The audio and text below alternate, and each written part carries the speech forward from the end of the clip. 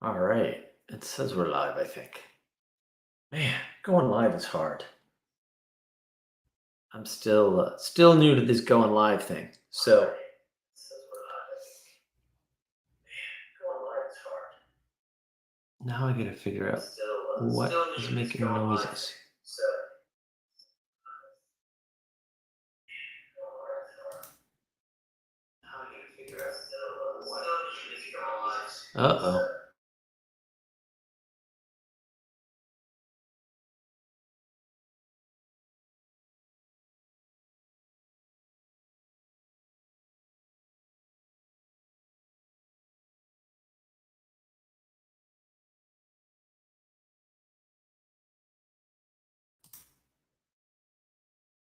Why do I have an echo on my stream? This is the same setup I used last time. Why do I have an echo on my stream? This is the same setup I used last time. Very odd.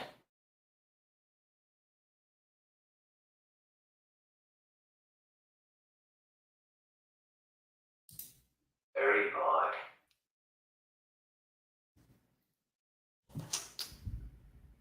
Let me turn down the microphone gain. Very odd. Huh. Turn down the microphone gain.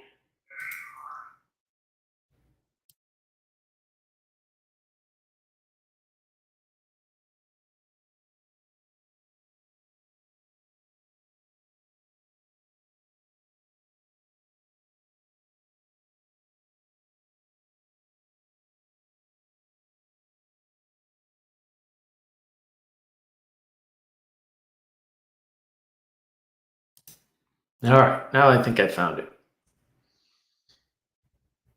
Put my gain back up. Hopefully the sound is okay now. Ugh, streams are hard. The streaming life is not an easy life.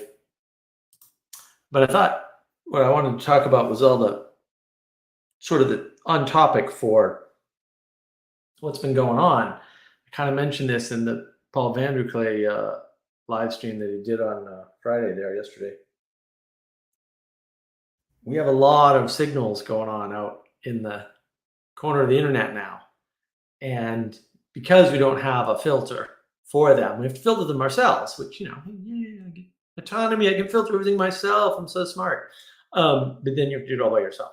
And then, and then you have a different set of problems effectively. And that's really the issue is if you want to do without other filters, other people filtering your stuff, then you're going to end up inevitably swamped with information that you have to parse on your own. And that's no good.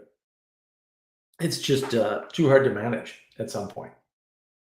And that was sort of what I was getting at in the live stream.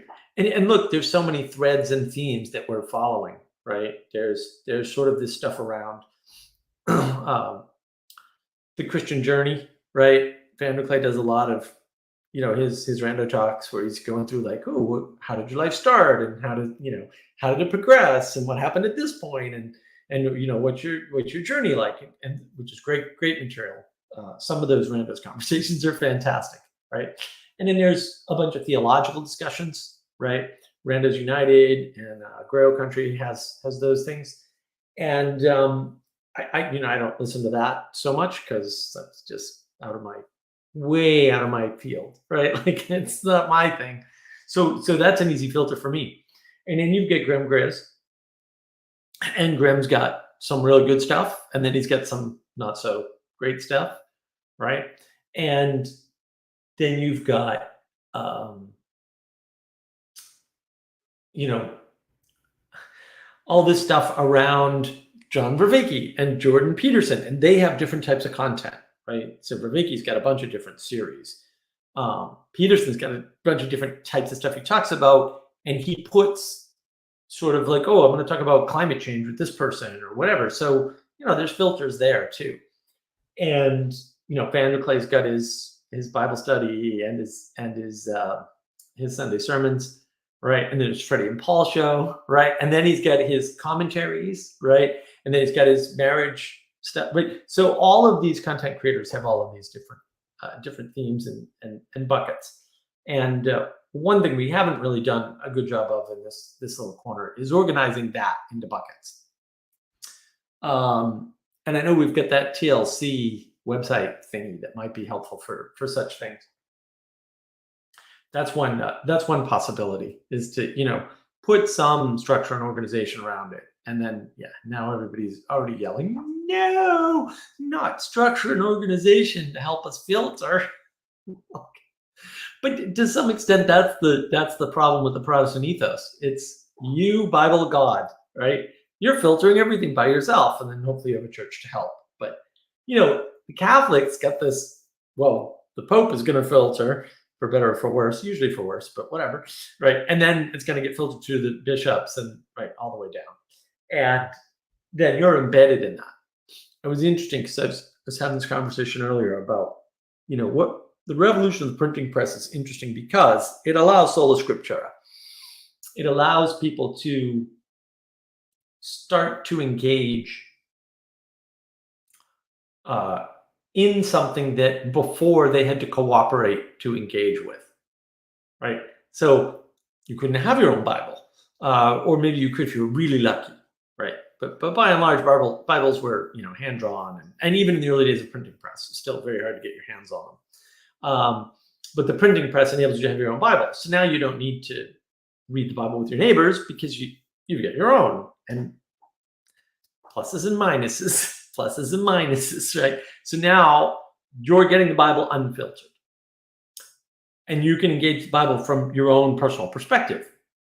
And I don't think that's necessarily good. I mean, one of the things that, and this still shows up today, like one of the deep coolnesses of the internet is you can do book clubs with people. And some of the people in those book clubs have really interesting perspectives and see things that you just never imagined, right? And also, if you see a bunch of things that they don't, you can see where they're at, where they're stuck in some cases. And sometimes that explains to you why they don't see these other things in the world. So it's not just you get other people's perspectives out of it. You also get a perspective on where they're stuck. And that's super interesting to me. And I think it's super helpful. And damn it, I said I was going to adjust the camera focus today too, and I didn't do that. Today is not my best memory day. So there's all these filters that we're missing as the result of having too much stuff, and not even too much stuff, like too much Bibles, not translations. Let's just assume the translations problem is not an issue. We only have the King James or some. The King James is a terrible translation, in my opinion. But anyway, I didn't read it, but I've read pieces of it, and it just sounds hokey. Everybody has a copy, or too many people have a copy. They're not sharing, and I don't need a chainsaw. I can go to Home Depot and buy one for myself. Now I don't have to go to the neighbors and say, "Hey, man, can I borrow your chainsaw? Can you help me cut down a tree?" I don't have to. That's great. And it's not great at the same time. So you can see the way in which affluence causes us to break out community, because we can be independent. We can go out on our own. We can do it by ourselves. We can give everybody the bird. Doesn't matter, and that rugged sort of pioneer flavor that, that's out there in the zeitgeist sort of hurts us in that way. So there's pluses and minuses to this affluence, but it's very much a problem of affluence. It's a problem of production. It's a problem of having too much stuff, and we haven't dealt with that. We haven't dealt with the real problem of affluence is we're not forced to cooperate with other people who we otherwise might not cooperate with, and it's really handy to do that. It keeps our community down to family unnecessarily in some cases. And it forces us to filter more stuff than maybe we need to. And one way I get around this is basically I ignore everything unless somebody suggests something, and then I'm like, oh, okay, maybe I'll engage with that, right? And then there's certain things I engage with. So the past year and a half, I haven't been listening to a lot of Vervaeke stuff. I only listen to it when I think it's going to be good. Have engaged with all his series even before that. Entangling the World Knot, I got like halfway through and then I was like, I got other things to listen to. Don't listen to all Vanderclay's stuff, unfortunately. Although sometimes I wish I had that kind of stamina. Don't listen to all of Peterson's stuff anymore. I mean, all the Wave One stuff I absorbed back then, but I haven't really engaged with all of his stuff since. Somebody suggested Exodus, so I'm watching the Exodus series because it was suggested, right? Videos here and there get suggested, right? And sometimes things catch my eye. And look, there's a bunch of YouTube channels I pay attention to, like Integza, he's just fun, and Rockets. Who doesn't like Rockets? And he likes Teslas, so obviously awesome. He does hate tomatoes, but Critical Drinker. You got to pay attention to Critical Drinker. Why? Because he's a summary of media. I don't do his live stuff very often. I've done a couple of them, but too long. But the clips from them are great. And I used to have this hack, this trick that I used to do back in the day. If you want to be able to talk to people about something that you're not going to engage in, like some people are real sports fans. I used to watch SportsCenter every morning. It was great back when I had cable ages and ages ago. So you watch SportsCenter, you get this summary of everything that went on in the past day and a bunch of stuff about the week. And now all of a sudden you can talk sports, any sport, pretty much, with anybody. And they'll have something to say, and they'll think that you know a bunch about the sport that maybe you don't know. And the cool part is that when you listen to somebody like that, SportsCenter is my favorite example. I don't know if it's any good anymore, but it used to be excellent for this. What would happen is you could bring it up or somebody else could bring it up and you go, oh, what do you think of that? Right? And then you hear their opinion and they love to tell you their opinion. So then you don't have to pretend to be an expert. You can just get information from an expert. Oh yeah, I really follow the Bears. And the Bears, you remember last season, blah, blah, blah, and they'll just talk. And you'll learn a bunch of stuff. And then the next person you talk to, you go, oh yeah, I heard this about the Bears. What do you think about the coaching? And then they can go off and it's great. So some of these summary videos on YouTube are great. It's a good method for filtering. But what we've really lost is, should I listen to all of Chad's videos? Because I don't. Sorry, Chad. I hope Chad understands. I do listen to about half of them though. But yeah, some of them are just, they don't catch my attention or I don't have enough time. And then once they're out of the stream, one of the problems with some of these videos, and not to pick on anybody, but some of them are just too topical, right? They're just too like, this is a moment, that moment's gonna pass, right? And then it's gonna be a problem. I do feel rather obligated. So I think I should stop and explain the name tag. Let's see if now it won't come up. Damn it. There it is. No, maybe. No, okay. Anyway, so it is not a name tag. It is printed on the shirt. It says, hello, my name is Inigo Montoya. You killed my father. Prepare to die. Why? Because that is the best name tag of all time, obviously. And if that wasn't clear to you before, shame on you. The Princess Bride is such a good movie. Anyway, I don't remember where I got this t-shirt. I think that I bought it myself because somebody else bought it.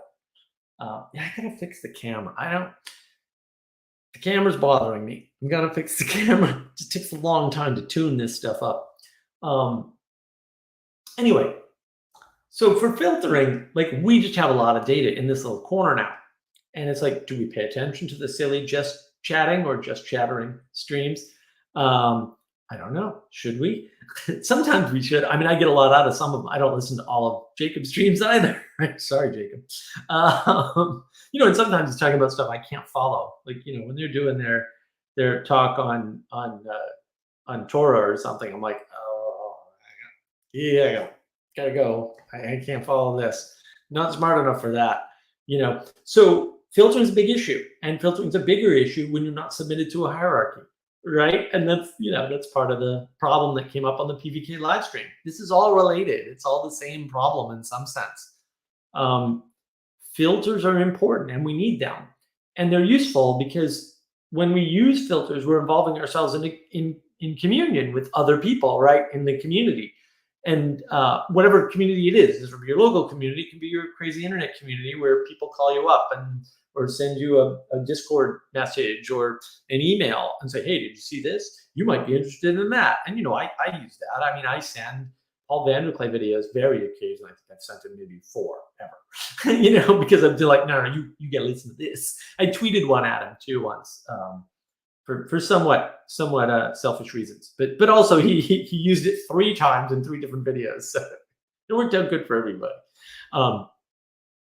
And that leads me into the hermeneutics of suspicion, right? Which is very much what we're suffering from, or maybe the hermeneutics of skepticism, which also came up in the live stream around this whole issue. It's like, well, I don't want to trust structures because I've seen what mega churches do. I don't want to trust structures because I saw what the government did to this person or the FBI did to that person or whatever. Fair enough. Like, yeah, I mean, you got to be careful. Now we all know what Twitter did, right? Like, and we're finding out more. Like, we don't know all of it, but we know Twitter did really bad things, right? And with the help of the FBI. So give me one moment here. Sorry. My cousin turned me on to this LaCroix stuff when I was visiting his place in Virginia, and it's awesome. Your suspicions are well grounded. However, if we're always suspicious or skeptical or unwilling or unable to engage in these structures, we're also losing all of the advantages of the structures. And also, if you're a good person, and I hope you are, like, I mean, maybe you're not, but if you're on this stream, you're probably a good person anyway, or at least largely aimed at the good, which is the most important thing in my opinion. Your disengagement from those structures, net loss for the structure. So by leaving that structure and saying, well, I'm just not going to deal with that structure anymore, you're making it worse. I don't recommend it. Just say it. So staying involved, even when it's hard, it might be something like what Peterson's talking about when he says, bear your cross, blah, blah, blah. Find a heavy thing and carry it, right? Yeah, sounds similar. That skepticism does not do you any favors. The fact of corruption in the world isn't going away, right? The poor will always be with us, and the corrupt will always be with us. And that's because it's in us, right? It's not outside of us. It's in each individual person, and we have to put in a lot of effort to fight it, especially when we have the technological lever of power that we have, right? Which I like the way Jonathan Pichot talks about technology. It's really a lever of power. I really like that, although I don't like his definition of power, but I don't like anybody's definition of power, so shame on me. I think that's important. It's important to think about, to realize, to engage with. The skepticism isn't serving us because it causes a loss of intimacy, right? If we're skeptical about what's going to happen or what people are going to do, then it's harder for us to cooperate with them. And the less cooperating we do with other people, the harder it is for us to cooperate with people. And that whole thing just kind of spirals down into no goodness, right? So we're getting further away from each other instead of closer together. And as I said before, this is the same issue as having too much stuff. Because again, I can have my own chainsaw. I don't need to go to the neighbor and borrow one. And maybe get his help with my damn tree, right? Which would be good because, you cut down trees alone. You kind of don't cut down big trees alone, please. Just don't do that. It's way too easy to get hurt and then lay on the ground until you die if you're cutting down big trees. Little trees, it's fine. This is why I don't have a gas chainsaw, because I'm never going to use a gas chainsaw by myself anyway, so I'm not going to buy one. I'm just gonna make sure somebody with a gas chainsaw comes and cuts down the big enough tree for me or with me. It's one of those little safety items. My little baby chainsaw is not going to cut down anything big. Believe me, it's a little battery powered one.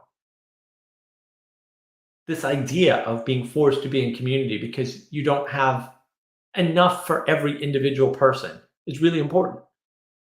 All right. It reestablishes hierarchy. It reestablishes the idea that you're embedded with other people and that you can get help from them. It allows you to practice your intimacy, right? The quality of the connections you have with others. Like, how close are you to your neighbors? Can you borrow sugar from them? Will they borrow sugar from you? Right? If you were in trouble, would they come and bring you to the hospital? Like, what, you know, I, maybe out of the goodness of their heart, but like, do you know? Do you know anything about them? Right? Really important.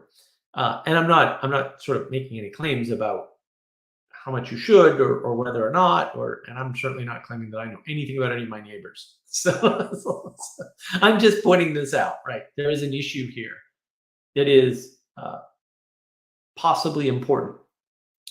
And it is tied up in this lack of filtering, this lack of intimacy, this hermeneutics of suspicion, right? Of skepticism, right? It's tied up in our inability to commune, being suspicious of hierarchy as such, right? And all sorts of things lead into this. I mean, one of the sort of interesting problems that comes from the idea that it's you, the Bible, and God is that you're really not communing with others. You can, because there's a church too, but ultimately you don't kind of have to, right? In the Protestant ethos, it really sort of takes the communion out of the book in some sense.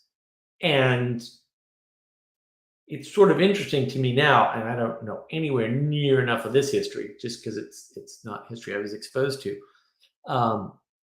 What is the role of the city on the hill? Because the Puritans seem to be able to, roughly speaking, get along, even though those denominations historically, yeah, but they all seem to have a common shining city on the hill motif, which is very much in the ethos of the Northeast. It is. Man, is that there. That is just absolutely there. And it's sort of interesting to me that it is there because Protestants usually, don't get along. So they seem to be able to sometimes. And they were to found the country, right? If you actually read the Federalist Papers, which, I suggest, you can see that they knew belief in God was key to the United States working. Like, man, if we don't have a common belief in God, we're screwed. This experiment fails immediately. They knew it. Like, it was a grounding, it was a foundation. I like what Chad was saying because he was talking about us with frames and the idea that the frames need to be put on a foundation. It's like, yeah, it's not all about frames. It's also about foundation. Where are you starting from? I know Jonathan Peugeot likes to say, where are you standing?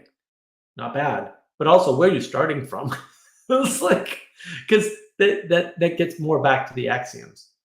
And if your axiomatic assumptions about the world aren't the same as mine, we're going to run into a problem. And, you can claim all kinds of weird, contradictory things with the language. That doesn't mean it's useful in communication. And that's where people get skeptical from, right? Like, if you say something like effective altruism, and you say, oh, I practice effective altruism. Okay. Just to be clear, just now I didn't say anything. I mean, words came out of my mouth, but they didn't have any meaning. They couldn't have had any meaning because they were too far out of context. And you should be suspicious of what that means, right? Because I've made a claim that you can't validate or verify. It wasn't a clear enough claim to be validated or verified. It's like, oh, right. What is effective altruism? How the hell would you even define such a thing? Because I have no idea. Like, personally, I'm like, I don't know how I define that. Like, what does that mean? It doesn't mean anything. Effective relative to what? Effective how? Effective for what goal?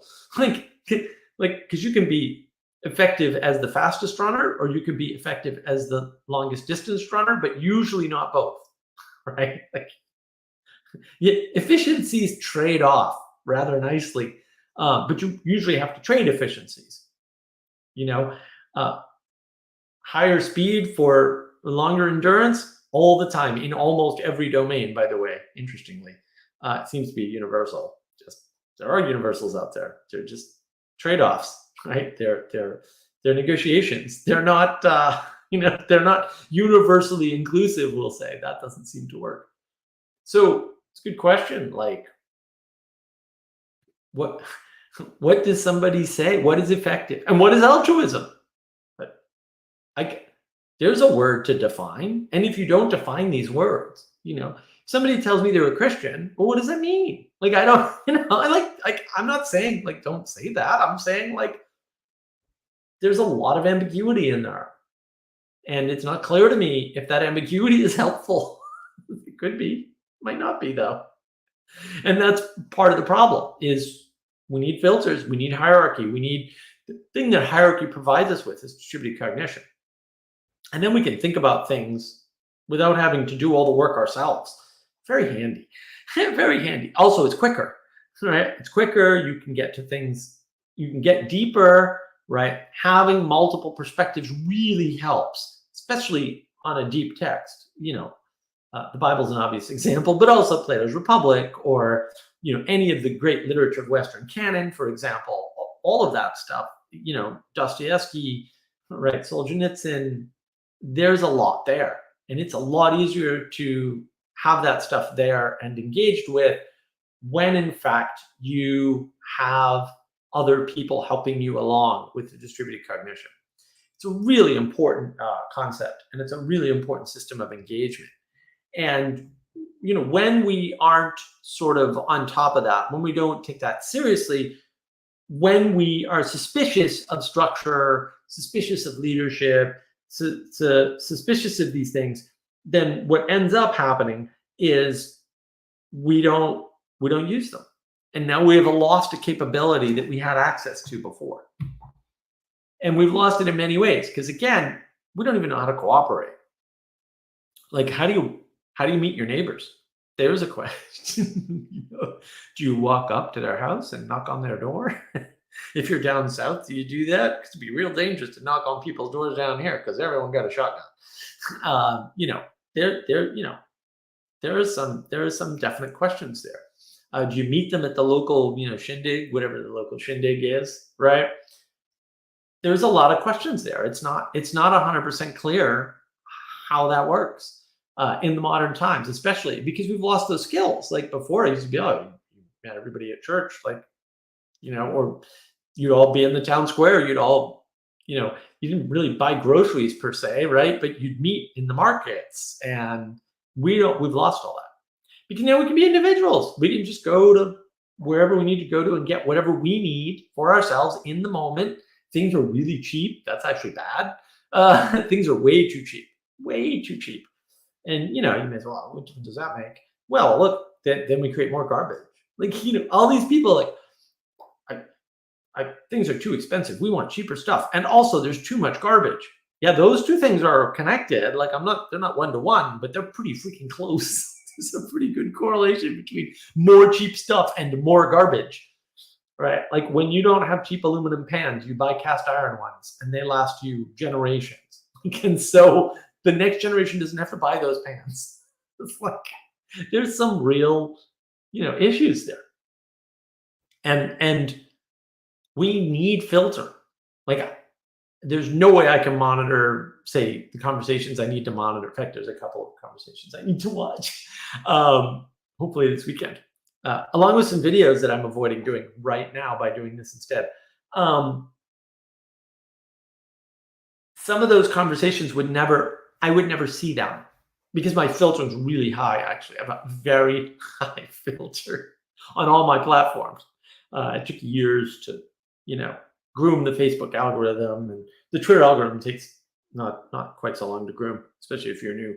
But I've groomed all these algorithms for all these things, and until recently, my Google advertising platform was well groomed. It's gotten sort of corrupted because I was sloppy with my browsers, but it's not a big deal. My YouTube feed was much better a year ago. Now it's gotten a little messy, but still, like, I just ignore. Oh, you suggested something. I'm definitely not watching that. Like, fair enough.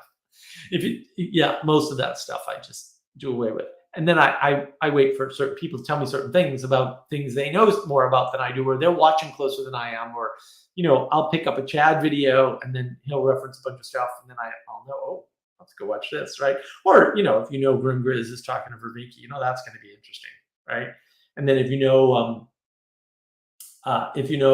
Jonathan Peugeot, when I'm something somewhere, I actually monitor Peugeot pretty closely because he's really interesting. But that's all I can manage. Like I cannot manage some of this other stuff. Like there's two Peterson conversations, and I didn't really start the one with Matt Ridley yet. I love Matt Ridley; he's awesome. The Red Queen is such an awesome book. If you haven't read it, you gotta read the Red Queen.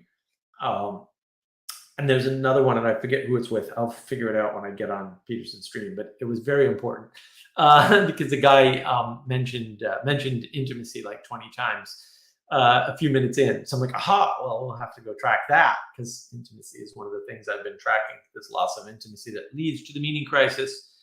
See my videos. One with Andrea with the bangs, excellent video because she's awesome, and one on my channel, Navigating Patterns with Catherine, and Catherine's awesome. Everybody knows Catherine knows that Catherine is just awesome.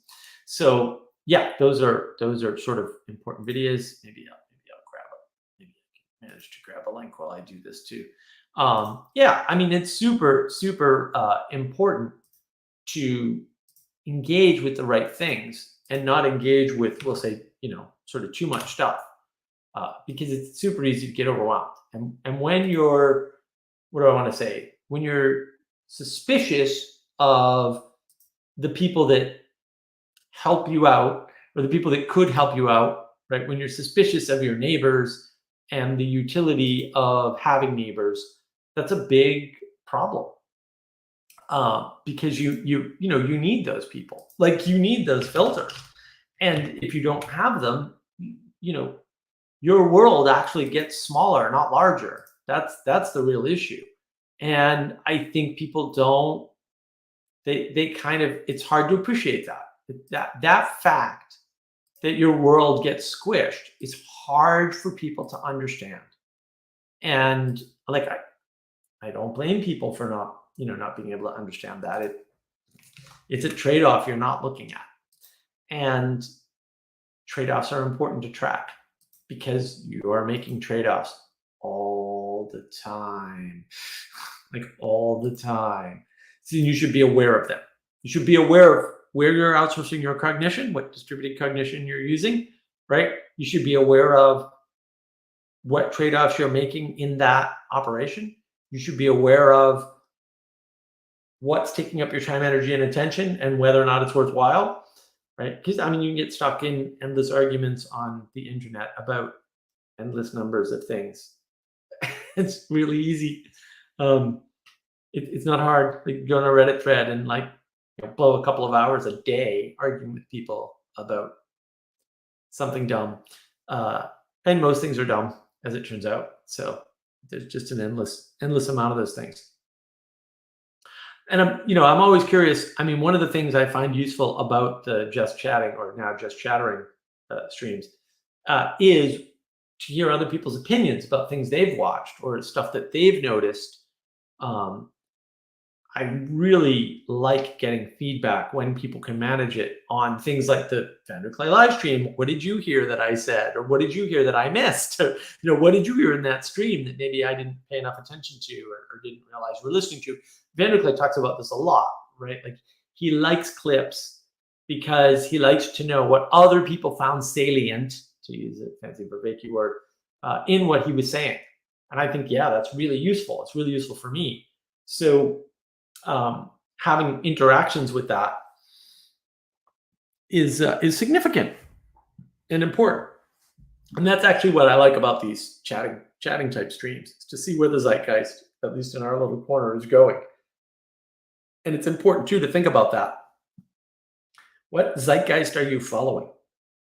There's plenty of people out there who are all in on the woke stuff, right? And the various little tribes of woke, because woke isn't one tribe, it's a bunch of little tribes.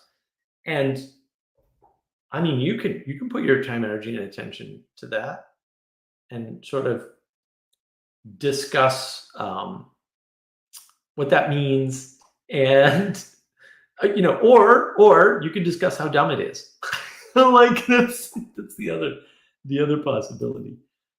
See, this is good feedback, Charlie. Thank you. Yeah, I was surprised that Kale was seeing what he was seeing, which I'm seeing it too, and I was like, "Ooh, kindred spirit." Let's talk more to Kale. I like Kale anyway. I always did, but I never had a chance to talk to him. So yeah, I'm glad. That's good feedback. I really do appreciate that.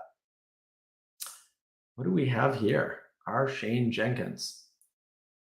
I don't know if I know this person.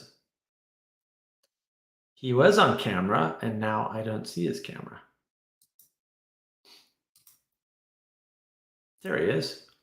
You are muted, sir. Trying to get my earbuds to work, but they don't seem to be working. Can you hear me? I can hear you fine. Can you hear me? Yeah, I hear you.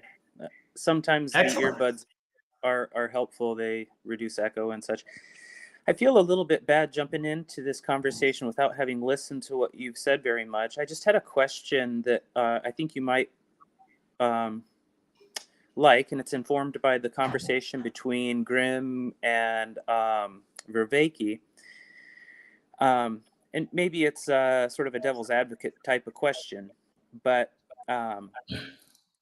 what do you think that there is a situation where it would be beneficial to apply the criteria that John described for his what does he call it, the practices, the Ecology of practices?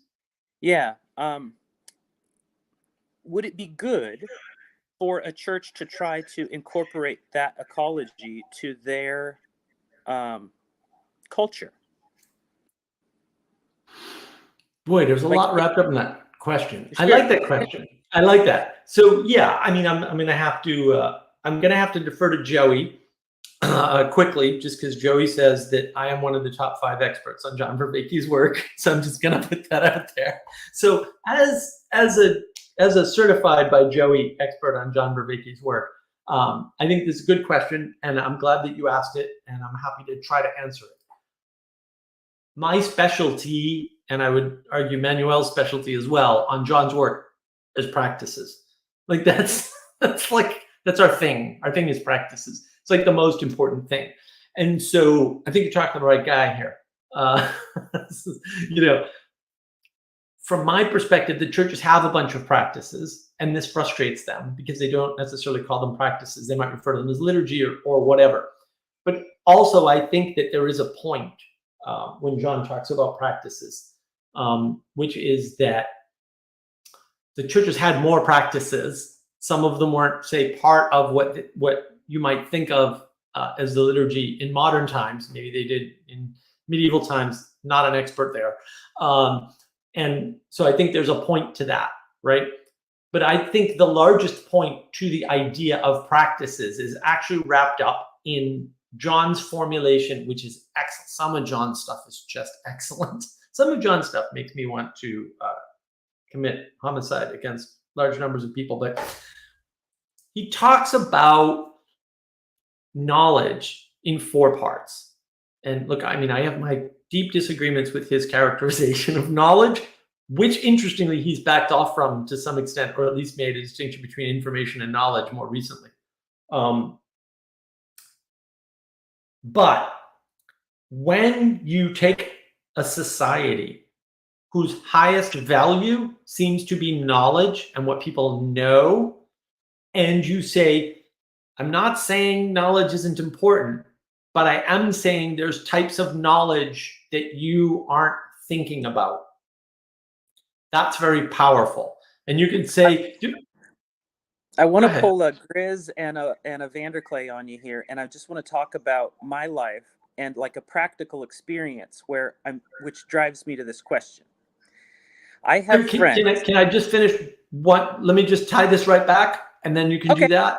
Okay, so because I it looks like I'm off track with practices. So I just want to tie the knowledge point back to the practices, and then I'd love to hear your story actually. So the thing that the practices are doing, right? Because this is in his model, in Vervaeke's model.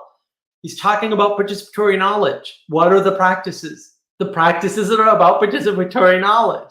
And so that's really useful because he's pointing us back as, we'll say, knowledge is the highest value sorts of creatures, back towards what the church might refer to as liturgy. I'm not real sure. This is I don't know what churches call anything.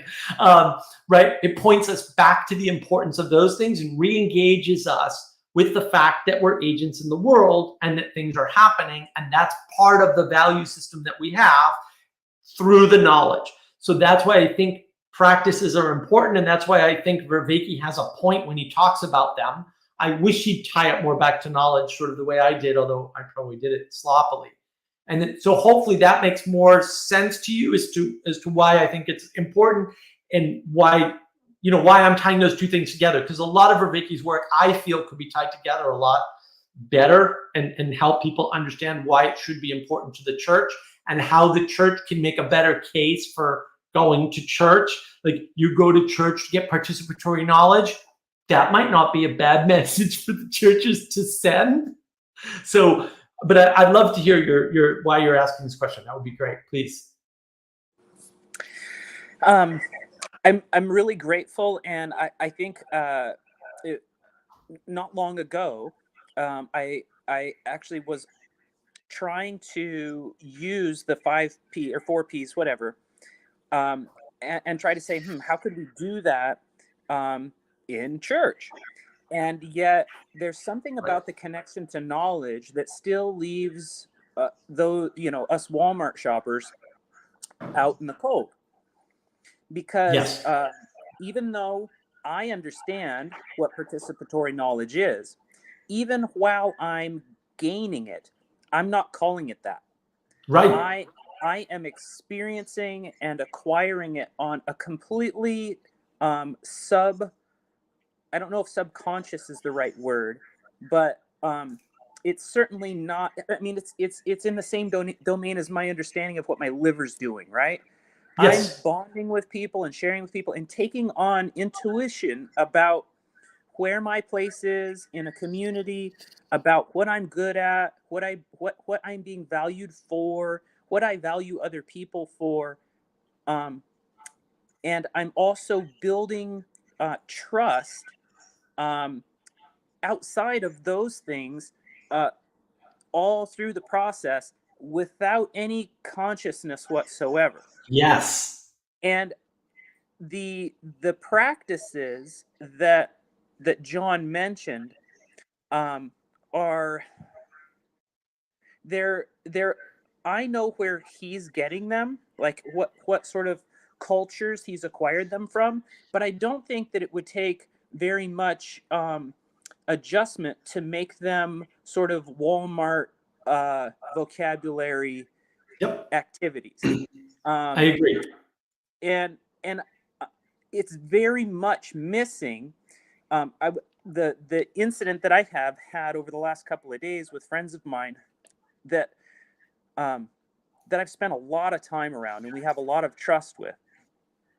We share a lot of beliefs, but it is not we actually don't spend enough time together to confirm exactly how we share them. Mm-hmm. And the intellectual sharing, even though it puts us in the same building on a regular basis, it's not the same as exercising those beliefs together in a way that refines them and sort of proves. So here, let me even go just a little bit different. I have a lot of close relationships. Like my wife sort of accuses me of what Paul is often claims to be accused of, and that he collects misfits, right? I have a special place in my heart for people who are outcast, particularly people who have drug and alcohol problems and social issues where they find it hard to make friends. I don't know Mm. why I find it so easy to have compassion for them, but I do. And so I Good for find you. myself in relationship with these people, and they're tough. They're tough to get along with. And if you were to ask my mom or any of my friends that I have much trust for, like even though people wouldn't, it wouldn't be wise to give them a bunch of money or responsibility, I would absolutely trust them with um, to behave with kindness and Mm. um, to protect someone who was innocent Mhm. from violence or something like that. Very Mhm. honest people, at least in a certain way, very In a honest, right? way. Right. Like Right. they're not into personal gain. So Mhm. anyway, regardless, when I talk to these people and I say we share all of this sort of theological belief, morality, like territory, and yet if they were asked which can you afford to lose, AA or church, they would not hesitate for a millisecond. They would throw church in the grinder in a second Mhm. because their sobriety is so much more important than Right. church community. And that to me is a tragedy, Mhm. because I don't know how to integrate those two things. I Mhm. want for the church to be as accepting and as nourishing and supportive as AA, but it can't be. Like there has to somehow be like the outer gate where you go through recovery in order to sort of meet the social norms required to be Yeah. in the sanctuary. I don't know what to do about that. Right. But somehow we need to get there. Well, Um, maybe. Yeah. I mean, it is a problem, right? Because we have separated the world, right, into secular and religious, roughly speaking. Now, is that separation real? I would argue it's not real. I knew we would trigger Chad here. Um, I'll bring you in a second, Chad. I just want to finish my point. Um, yeah, there's an important way in which I think the church has receded. And actually, I emailed this to Vanderclay. One of the ways, for example, is, Grizz talks about Set and Set being in his house, and which is excellent, groundbreaking work, like literally like culture changing work. That little thing he did on Set, um, but I know from the history of looking at the history of media, roughly speaking, from the 50s onward, um, there was a hell of a lot of Christian programming on TV in the day, like a lot. In the 70s, in particular, in the 80s, there was Mr. Rogers, there was JV and Goliath. Sundays you couldn't watch regular entertainment TV on Sundays. Like it was very hard to find, right? It was sort of on the rogue networks, on the UHF band and stuff like that. You read about this stuff, and we don't appreciate that. And I think that that's part of the recession of the church, because you have to meet people where they're at. You also have to have a space to meet them in, right? And those are different things, like where you advertise versus where you meet. And it can't always be the church. I think that's part of the success of AA. And also, AA, I'm really going to trigger Chad. I apologize, Chad. AA appeals to the individualism, right? Because your identity as an alcoholic who is struggling with alcoholism is more important than your identity as a Christian who is intimately connected in the community. And that, I think, is part of what you're struggling with there. And I agree, like there's a gap there for the church to fill. Chad, welcome, sir. Hey there, I can't stay long. I just got a quick smoke break, but yeah, I'm not really triggered. You're talking about um you're describing a very, very small set of recovered alcohol, and probably more like a stereotypical understanding of that.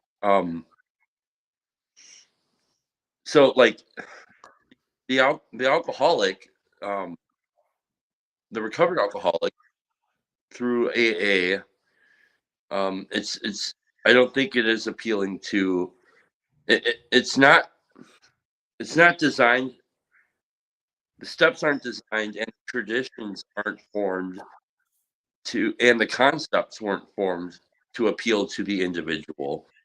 They were formed to appeal to the individual who's willing to self-sacrifice for others, Mhm. and to seek a God of their understanding. Now that's probably, the only sort of solipsistic idea there, but the idea is, the God as we understand him.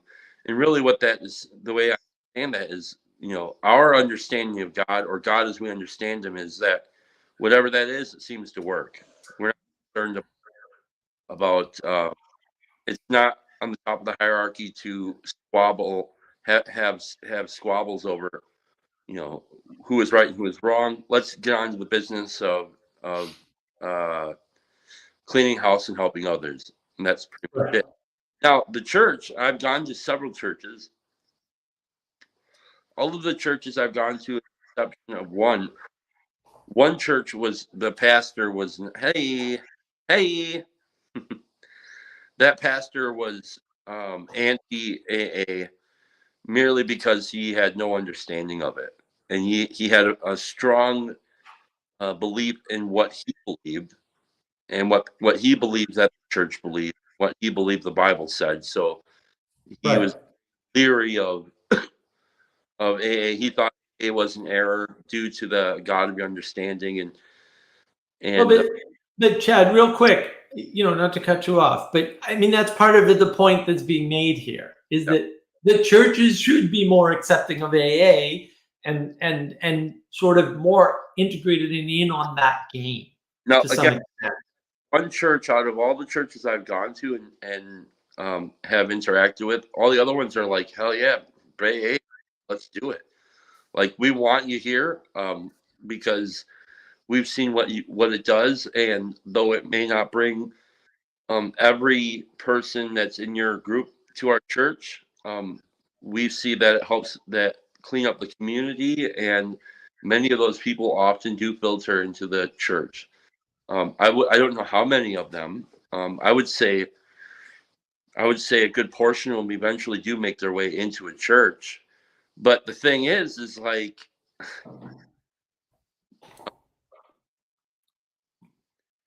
so I can't have the kind of helping hand in my church that I do in AA, and that's definitely, I can't go and be as active a member at my church as I am in AA home group, and um because the church, here's the difference, right? The church doesn't seem to place a high value on its members serving its members. I'd like to say something on that, and I guess just to maybe without saying much on it at all, just connect it back to what we were talking about, which is that there's this doing aspect, and like the things. And I must say that the churches that I've been participating in for the last probably almost 10 years have not been in areas where there was a lot of the lowly. Like we're a pretty affluent community. Mhm. So the culture, people who have a lot of work to do, who are coming from a position of humility, either because of their addiction or their socioeconomic status, just don't find a fit, and that's a tragedy.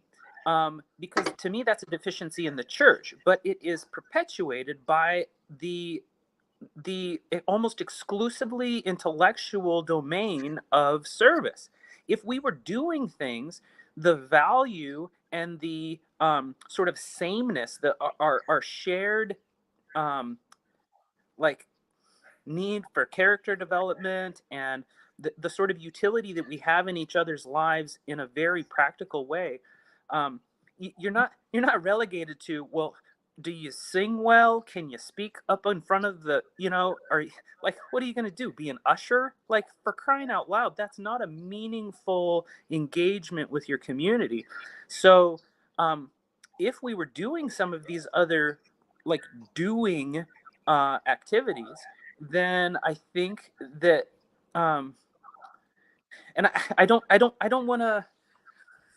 I'm not sure what to say about the ecology of practices, because I think that you could, like, if John was to go around and say, okay, here are communities that have a version of practices that sort of fit this model, it could be wildly different from one to the next.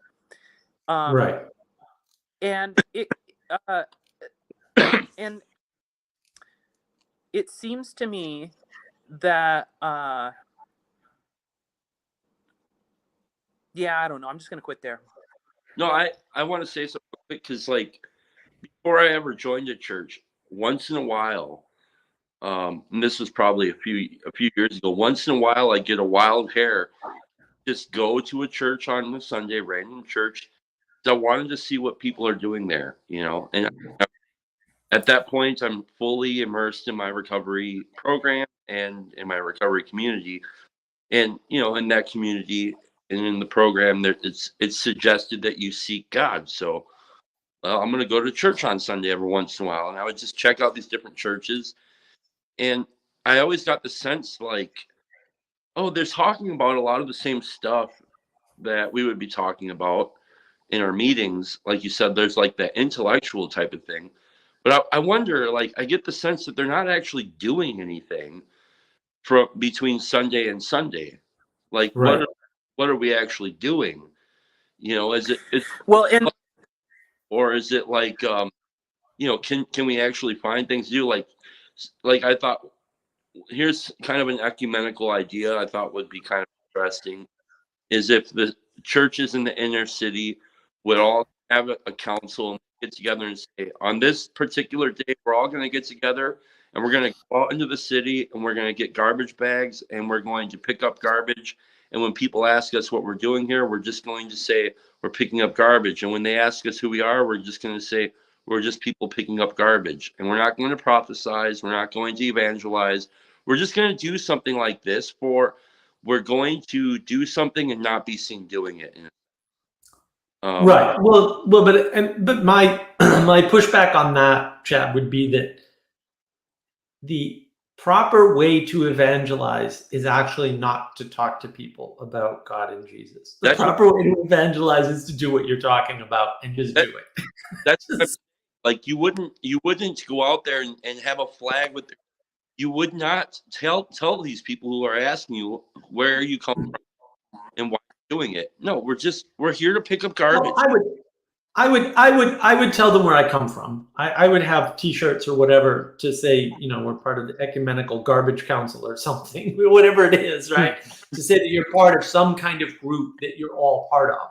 Because I think part of the problem is if people just do good deeds and nobody knows it's coming from the church, then nobody will realize where the value is, and they'll just take it for granted again, and they'll burn it all down. Sure. I got to bail real quick. I want to say one last thing, and that is that as we were talking about the doing and the lack of doing of the church, there's the same lack of doing with AA, except for working the program. So in the church, we're not working the program. Like that's missing, and it's needed. But also Right. between whatever Thursday and Thursday, when you're going to your meetings, you're not doing anything there either.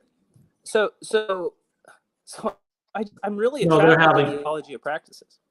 They're having meetings with their sponsors, right? Which is some churches do something similar. I would say that a lot of it's probably true that a lot of people could be doing more, but like, you know, you got people going into jails, you have people going into detox, you have people meeting with people, spending time with them, buying them lunch and having coffee and sharing our practices and what we do. You know, we have, so there's a lot of hands-on, if you like, discipleship, I suppose. I hate that word in this context but in the sense of discipline, sharing disciplines with each other. Mm-hmm. Right. And like, that's not intellectualizing. That's like, right. What are we doing on the ground right here, right now, so that I can actually go into my community, join my church, and or like, you know, now that I have a house, like I'm going to have my first town hall meeting on Monday that I've ever been to. Right. And, you know, so like, that's part of being in that this community. And Right. there could be other things. Like I thought, shit, we really should probably, make some soup and bring it to our neighbor, and Mhm. stuff like that. I mean, it is strange that we don't really know anybody. Right. I don't think that that's exclusive to just alcoholics and people in church. That's just No, it's everywhere. Right. Well, then this is part of my argument that I've been making. So if you watch my education and training video, I make that argument. It's not, yeah, they took religion out of schools. That may seem like an attack on religion. That isn't all they took out. And they didn't take everything out entirely, right? But they took out religion, they took out gym, they took out music, they took out art, they took out recess. Those are all participations. right. So they're taking the participatory knowledge, if you want to use John's framework, out of schools. That's not just an attack on religion. And that's actually really important. Yeah, that's an attack Okay. on. Yeah, it's not an attack on religion. It's not just an attack on religion. It's an attack on something much bigger. And that's part of the problem. Yeah, every little inching away from practices that whoever they are can get is good for them, because it puts us right here in the just chatting stream. Yeah, well, and I don't think it's a them, right? I think it's we're aimed in the wrong direction. And if you think the good is what propositions you know and what procedures you're aware of, and that's very much how people are talking in the world, then you're not aimed at the good, because you're aimed at these other things that may or may not be good, and on average are not good. And right. That's a problem. I could be sitting in a kitchen with the most fabulous cooking utensils and the greatest ingredients in the world, and have the finest recipe books sitting right in front of me, and all the time in the world, and starve to death. Mm-hmm. That's right. And I think what like something like AA does, and hopefully the church does, is says, okay, here's all the tools, here's the ingredients, let's cook it and pay it. Yeah. Yeah, and I think that was his point, roughly, was, and I think again that's where the utility in practices and the ecology of practices is, and the utility in the 4 types of knowledge, not 1 or 2, right? And therefore, again, you're not attacking someone's worldview. You're not saying knowledge isn't the most important thing, although I would argue it's not. But what you are saying is there's more to this than you realize, and then it's putting your attention at those other components. And now I think that opens the door, at least indirectly, to interface with symbolism. I think that's actually a really important piece. Yeah. So, well, welcome. Good to see you. Well, thank you so much. I never get hands. I got to get going. We're going to watch Escape from LA. It'll be the first time my wife has seen this film. It's going to be huge. It's going to be great. And have a fabulous evening. See you, Chad. Have a great day.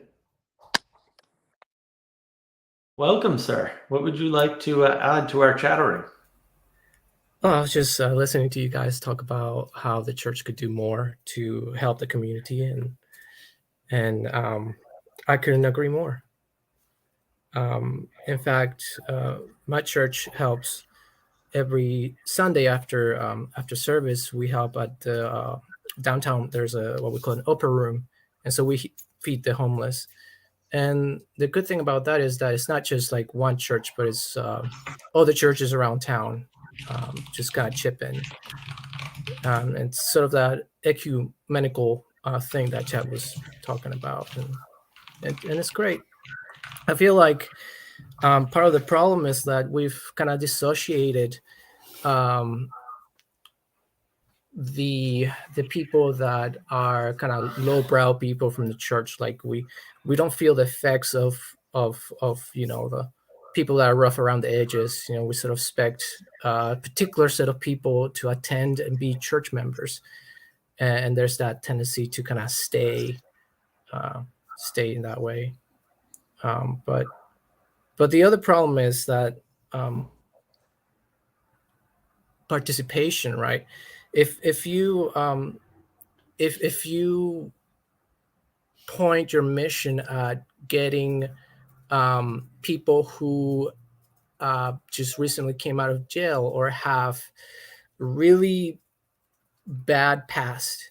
And you have to think about your church members. How safe are they going to feel to bring their children around them? And it's just a reality of things. I'm not saying Sure.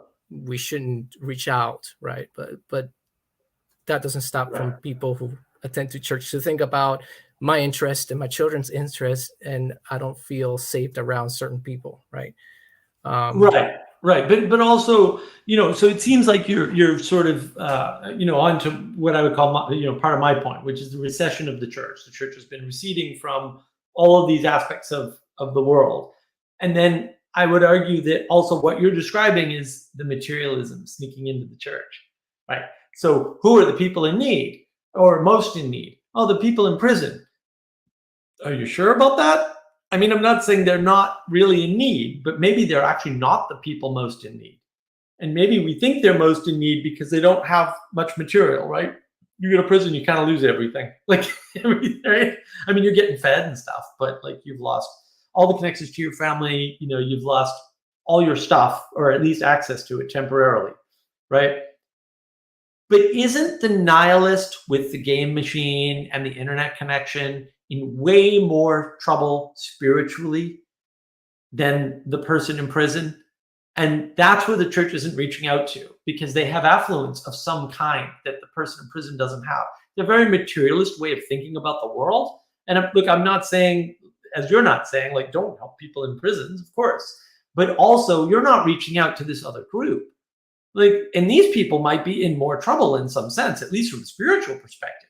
And where are your programs to help people who are stuck in porn addiction, from not just prison? Where's the AA for porn addiction? Where's the AA for video game addiction? Where's the AA for YouTube addiction, for that matter? Because you can make a real good argument. Mark, you've seen 200 hours of Jordan Peterson wave one, huh, buddy? How'd you manage that? It's like, well, yeah. It's like, how did I manage that? Well, it wasn't working. And yeah, I was in front of the computer 12 freaking hours a day. And, until I just figured out oh, you should use your Chromebook, you moron. Then you can do dishes while you watch this stuff, right? And things like that. And some of the stuff you can't, right? A lot of times when I'm watching videos, I'm at the computer, so taking notes. Not all the time. I don't take notes on everything, but there's a bunch of stuff I take notes on, or at least am prepared to take notes on. Exodus 3, I didn't take any notes on, oddly, but Exodus 4 I did, but not very many. So you can see, but is that an addiction? Yeah, maybe. But where's the church in all those things? They don't care about affluent people at all, I would argue. And I'm sure now I'm getting all kinds of people upset. Well, that's too bad, because I think I have a point. That's the materialism, because you don't care about those people with they have a car, they have access to stuff, they've got a house, they've probably got parents with money, right? They're fine, right? But they're addicted to porn and video games and Cheetos and Mountain Dew is really good.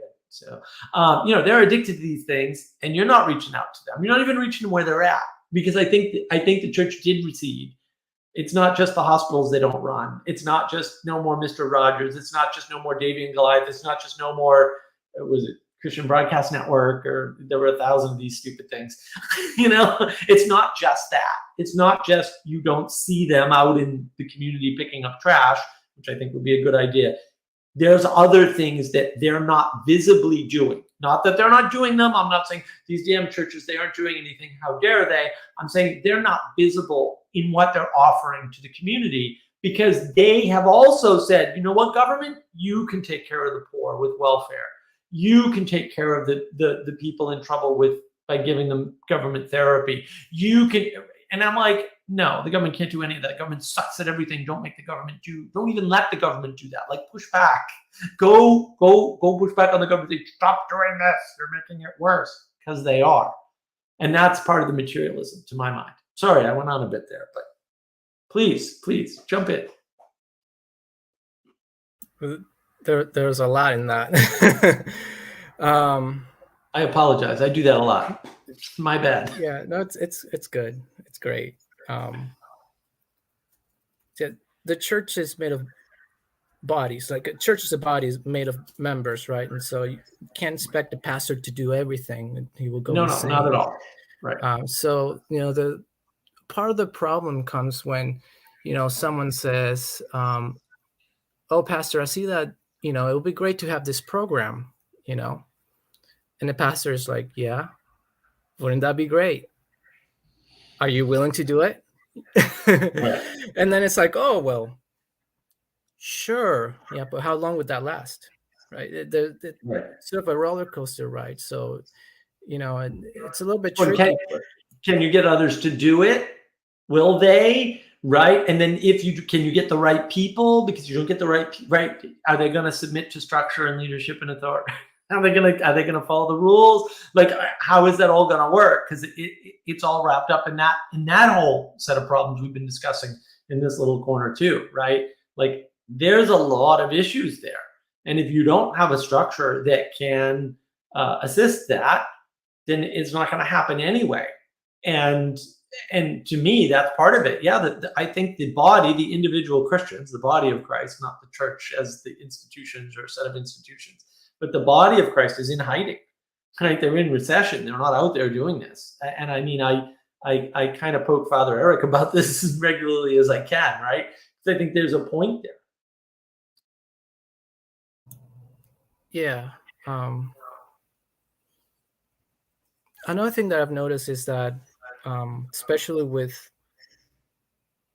helping out the poor, and I see this with benevolence ministry, where you have people who are genuinely in need tend to go to church after church and ask for money or ask for help continuously. Not that they don't need help. They're definitely people who do need help. But for example, when the church provides a certain like food or things that they necessitate,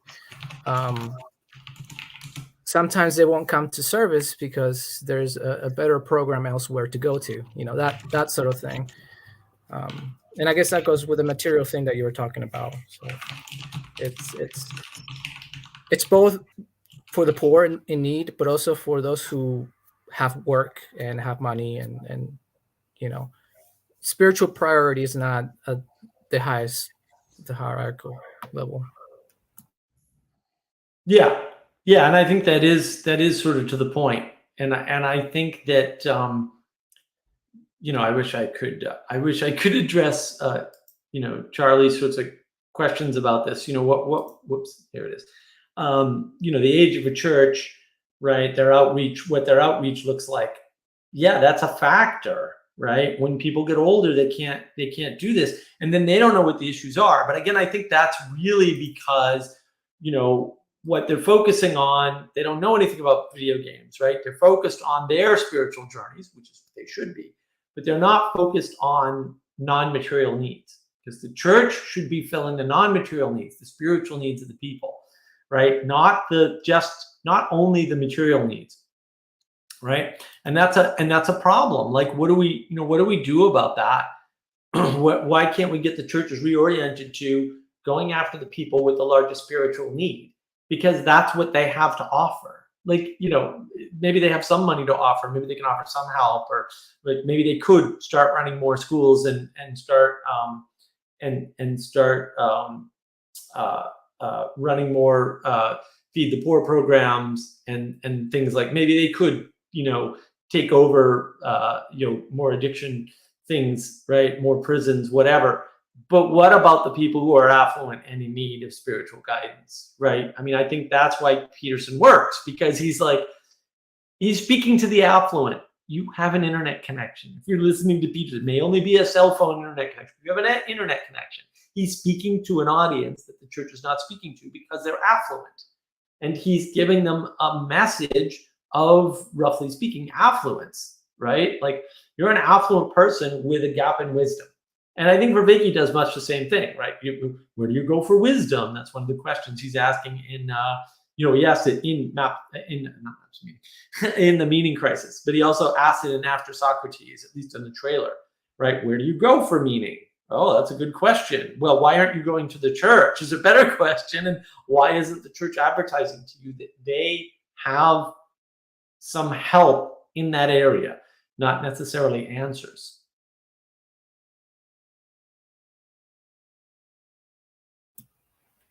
Yeah. Still feels empty though. Affluence and intellectual discussions are great, but that doesn't save. It's No, it doesn't. No. doesn't save. I agree. It doesn't save, right? But it opens the door. See, I think one of the big problems that and I'm fighting this out with a bunch of people to some extent, right? I'm really battling. I had a chat with Father Hugh McKenzie. He's got a YouTube channel, and I was, he was like, well, Plato, and I was like, dude, nobody's read Plato. Like, and this is what I was talking with Kale on the PVK live stream yesterday. Like, people haven't read Plato, man. So if you're a church person going, well, we're gonna get these intellectuals in by talking about Plato, that's not gonna work. You're talking a foreign language to these people at that point. They don't have the foundation of the Western canon that the church has. So when you're erecting your little frameworks for them, they're not there. They can't see them, right? That's the big problem, is that first, long before you introduce them to miracles, you have to open them up to the idea of a miracle. And that was so Exodus 4. I was listening to Exodus 4 today on Daily Wire Plus. And they talked about that, like the idea of a negative miracle. And Dennis Prager apparently had never thought of it before, which I find fascinating. Prager's so smart and so well-versed. He doesn't understand negative miracles. And I was like, really, Dennis? Holy mackerel. How did you live this long and not see that, in the world, right? But when you don't have an explanation for something that happens to you, and let's suppose it's something negative, right? You can't cast it as anything but the system coming down on you and oppressing you. Like, fair enough, because you don't have the frame of, well, this is God telling you something, right? Or opening up an opportunity for you, or shaking you up, or you don't have that framing. So no wonder why people are stuck and confused and, in these corners. It totally makes sense. But the church has to realize how far away they are language-wise and framing-wise and foundation-wise from those people, because you have to be careful how you find them and how you answer them, and where you're going to get them. Because again, it's not just that they're not on TV anymore, right? The Christian Broadcasting Network is gone. I mean, there's some replacements, but I'm telling you, from my quick read of the history of these things, like 30 to 40% of the TV back in the day was Christian, overtly, like run by the churches. I mean, even the PBS stuff was. Mr. Rogers was a fairly religious guy, and he didn't hide it, right? And yeah, I mean, he wasn't preaching the gospel on Mr. Rogers' Neighborhood, but all of those signals that he was giving were all very grounded in Christian theology. David and Goliath was overtly as Christian as you could get. Also, brilliant retelling. I don't know if you've ever seen David and Goliath, and with a little claymation like animation thing. It was great. It was really great. They're not there anymore, and they're not on YouTube. And Peterson is. And when they are on YouTube, they're talking about Plato and trying to intellectualize and materialize their way into the minds of these people who they're not going to listen to them anyway. Like, to some extent, if you come on board and you say I'm a Christian, you've already misstepped. These people are not going to talk to you. Not all of them, but most of them. And I think that's the problem. Whereas if you come in with a clever claymation thing, or, one of the things I really like are the C.S. Lewis drawing things. I forget who's doing them. Those are awesome. Those are great. It's C.S. Lewis, oh yeah, I know him. He wrote some books. Sure, that's great, right? It's that sort of sneaky level stuff for the Mr. Rogers with puppets and won't you be my neighbor in song, and we need that. And the church isn't doing any of that. They're like, we're going to fight you in an intellectual war on your ground. And I'm like, don't do that. That's not your strong point. You're not going to win.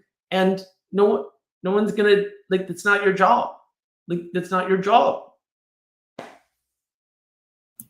Here's he's a recommendation for you to check out. Sure. Which I doubt you will, since I was listening to you. I watched a Netflix documentary of Mr. Rogers. I'm not sure you've seen it, but if you haven't, check it out. It's good. He's basically a licensed minister, I think, from an Episcopal church. So he's his pastor, basically, which I never knew about him, and he never outright told that. That's right. That's right. But he testified through his actions. You could tell he was different. Exactly. Well, that's what I'm talking about with proper evangelism, right? Testify through your actions, but you also don't hide the church part, because it's important, right? You got to do both, and finding that balance is going to be tricky and hard, and you're going to screw it up, like, because it's new and we're all learning this new space, and how much can you transmit? And like there's all these arguments in this little corner about, is Vervaeke Christian, or is he going to turn Christian tomorrow, or maybe the next day, or maybe with this one conversation where we read this one book, right? I mean, right, and they're doing the same with Peterson, and I'm like, that's not going to go the way you think it is, because what's going to happen is, if Peterson, for example, he's a better example. If Peterson flips, people are not going to follow him anymore. Some are. There'll be some, and maybe you're just like, we don't care if it's 4 people. We'll take the 4 for the win. And I'm like, I don't think you want to do that. I actually don't think you want to do that. I think he's better off where he's at. Sally Joe has this little dog-headed book. I should put the link to the dog-headed book, mainly because I edited it. But it's on her channel. It's a little short, actually. But the dog-headed book that I passed out at Thunder Bay is kind of about this. Like, what's the role of the dog-headed? And I mean, that's more like the dog-headed are coming for the church. What's the church going to do, right? But also, Peterson's dog-headed. He's not in the church, right? But he has a role to play, and maybe he is best playing that role and not being in the church. Like, I don't know. I'm not going to state that, as an absolute. I don't know, but it's certainly possible that might be the case, right? And so that to me is like super important. Like, what do we do about that situation? What if Peterson needs to be dog-headed outside of the church, and then the church needs to kind of step up and interface in a different way to get this wisdom to people? Because, when every time John Vervaeke says, where do you go for wisdom? And I'm like, people should be going to the church. What kind of a dumb question is that? Like, duh, on the one hand, and look, I'm not doing that. Guilty as charged, right? But it just seems like an obvious answer that nobody's coming up with, right? They're just not engaging with that particular answer. So, yeah, it's funny to me that and the church isn't out there, sort of, I don't want to say forcing that message, but, putting that message out there in a strong way, which I think is a mistake. Like, I think it's a horrible mistake that the church isn't doing that.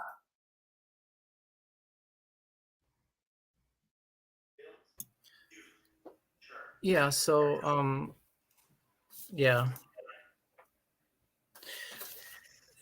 When we talk about like converting people or sharing the gospel in order for them to attend church, or leave the religious aspect aside, just changing people's mind, whether it be politically or any sort of ideology, I find that prepositionally, doing things like that, it's hard to change people's minds, because in essence you're not doing it. They have to be willing to change, or part of their self have to die to change. But I find it that it is more powerful to have it all open if you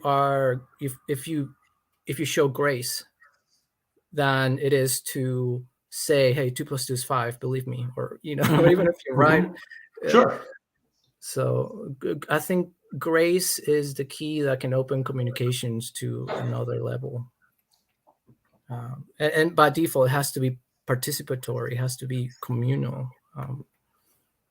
Yeah. Yeah.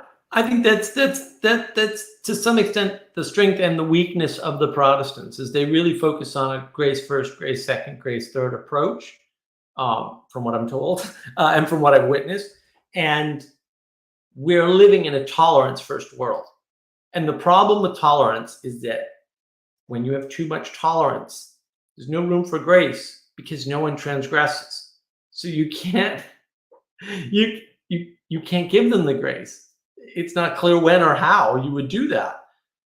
You also cut them off from redemption because if they haven't transgressed yet, what are they being redeemed for?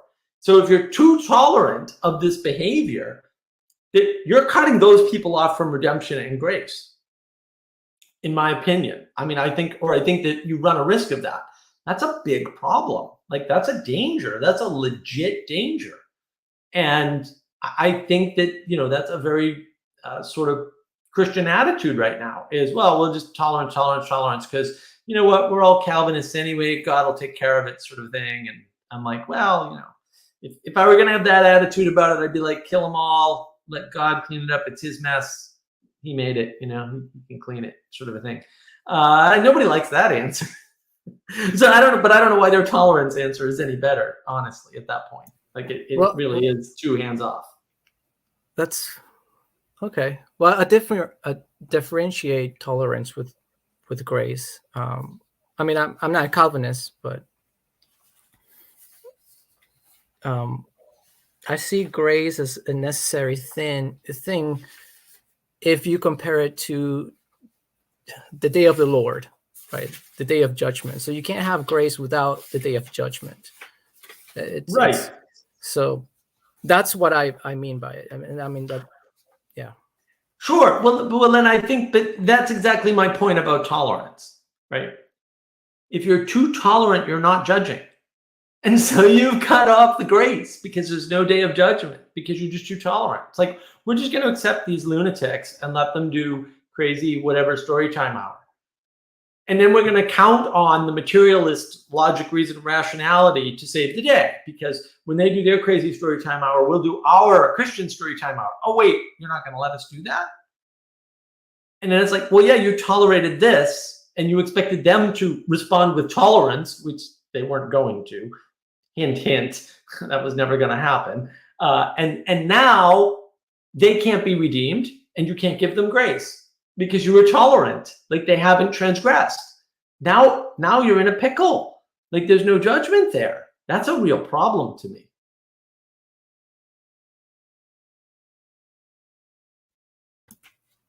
Yeah. More fire and brimstone, huh? well, less tolerance, like less universal tolerance for things. I mean, and I think to some extent the church has fallen for the universality and the equality arguments. And it's like, the problem with equality is that there's no judgment because we're all equal. And that's not helpful. Like, now you've destroyed everybody's identity and made it so they can't be redeemed or judged. Like, and you're just flattening the world at that point. Like, equality is the ultimate flattener of the world and it makes everything universal, but that isn't helpful for understanding how to navigate the world anymore. I mean, that's why learning how to navigate patterns is important, and you should check out my excellent channel, right? Because it differentiating these things matters. And I think that's really what we're struggling with right now is differentiation of words, differentiation of structures. Like, is everything a church? Because Paul Vanderklay right now, I love you, Paul, but you see, it seems to be on this whole, like, well, everything's really a church and everything has the structure of a church. And I'm like, I don't know if that's useful. Like, I'm not saying he's exactly wrong because you can fit anything into any frame. I gotta do a video on that. But I don't know that that's helpful to do. It's not, if everything is nothing more than an interaction with a church, then what's a corporation? And why isn't a corporation virtuous? And why can't I go to the corporation for wisdom? Because I think the church is very different, right? You're supposed to go there for the spiritual enhancement, right? For the wisdom, right? And all of those things. And Charlie, I'm not gonna fire Paul Vanderklay. I love Paul Vanderklay. You can't fire him from a job he never accepted, by the way. It's another problem I have with Jacob's conception. But I love Jacob too. So we're not going down that road. No Chiron for me. Yeah.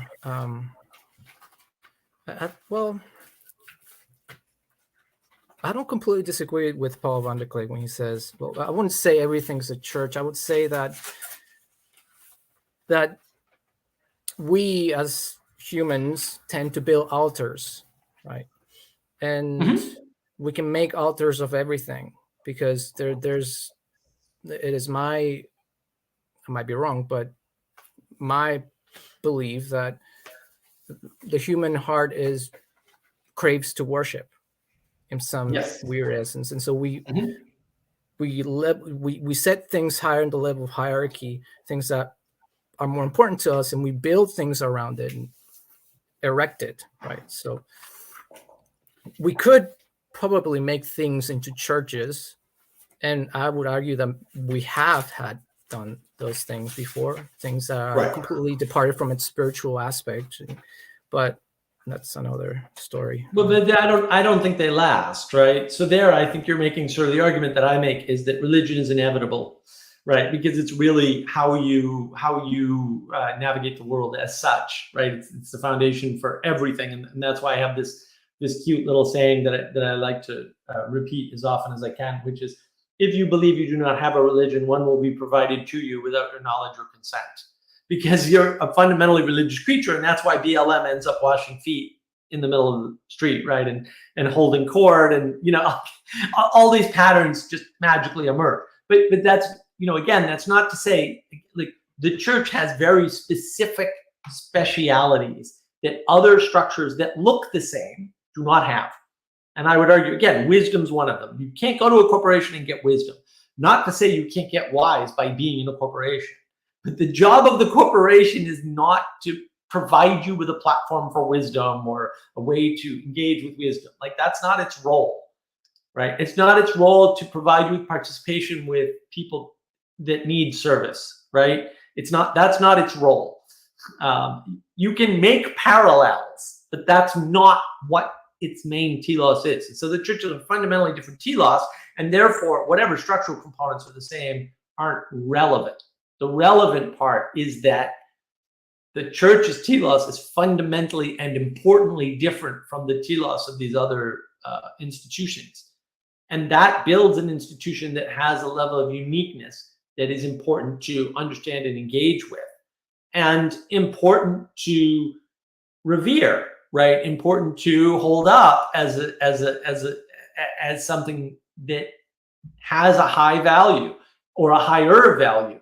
Right, because one of the problems they're suffering from is people want to shove everything into a political frame or an economic frame or a power narrative frame or whatever nonsense frame they come up with this week, instead of shoving everything into the frame of being, right? Ontology itself, which that's where the church shines. Like, that's the job of the church, to talk about being.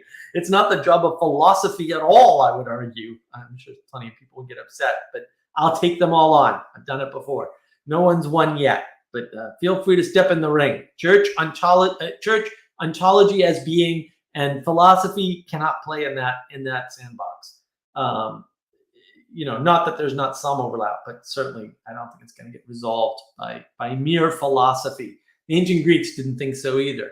So the question is, are we going to squish the world again and say, no, everything's just a church, or are we going to expand everything out? Because there's a point to saying that you should be Christ-like as an employee of Twitter. Yes, I think that's really the point, or any other company for that matter. I think these things are important, but I don't want to squish them together either. And I'm not saying that Van der Kleef is doing that, although I see him leaning in that direction. If he's not leaning in that direction, I'll apologize, but I bet he is. That's just what I see. Well, I gotta go. It was great talking to you. Nice having you here. Good to meet you. Sure. Bye. Bye-bye. Is it really that dark here? It looks dark to me, sir. Yeah, it looks super dark to me too. I wonder I'm what's glad you were able to come back. I hope we can get you on video and you can give your thoughts. I don't know how much of that you heard. Yeah, the one question that I thought to ask is, what's the difference between church building and community building? Is there any functional or useful difference? Oh, absolutely. Absolutely. Look, church doesn't have to be spiritual at all or contain wisdom. I think, and this sort of goes back to that type of knowledge. Like, where do you go for wisdom? You go to church. Do I go for wisdom to my community? Maybe, maybe not. Like, usually I go to my community for sugar or, Well, I guess health, something physical. the reason that I put it in those terms is because what I'm longing for is something like community. I want whatever, and I understand that without the ideal of uh, of Christ or agape love, I don't think that I want to be part of a community based on something else. And yet, it seems like church has got so focused on the intellectual, theological, like history and such, that it kind of forgot about all of the stuff required to build community.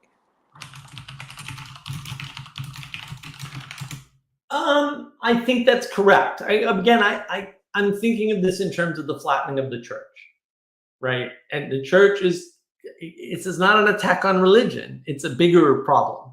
And I think the bigger problem is exactly that aspect of the assault on the enchanted nature of reality. And on the one hand, I don't want to be part of a community that will say doesn't have a church at its center because it sounds terrible. On the other hand, I think community is separate from church. And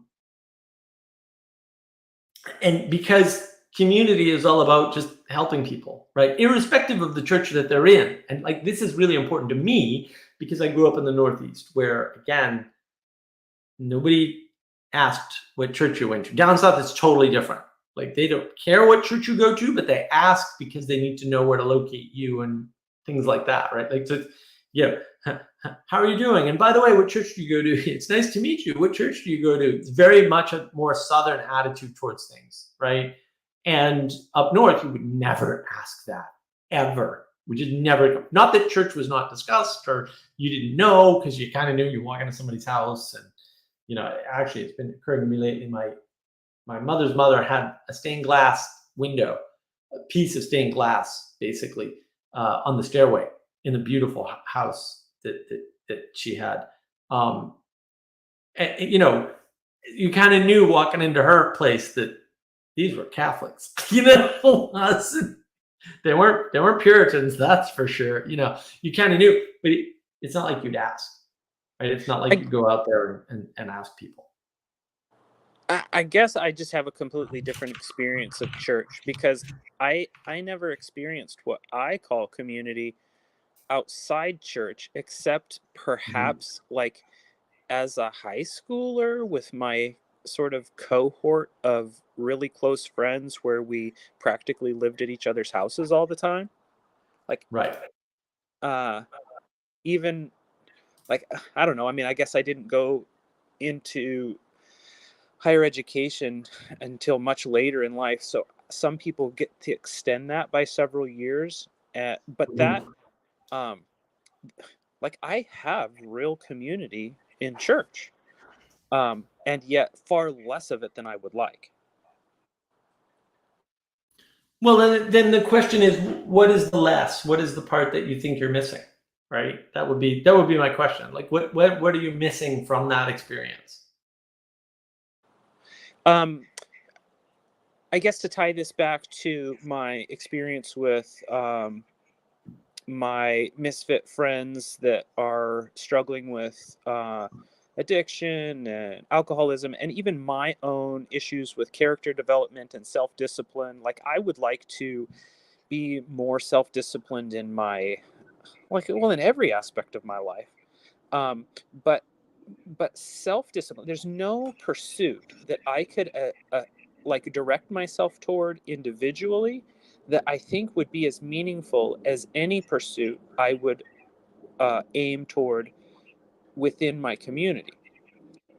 And Sure. I'm not exactly sure how to explain that, because if I'm not interested in it, it won't be sustainable. The only way that this thing that you guys are doing that is connected to this corner is working is because you would do it of your own will, whether anybody was with you or not. You enjoy it, you're attracted to it.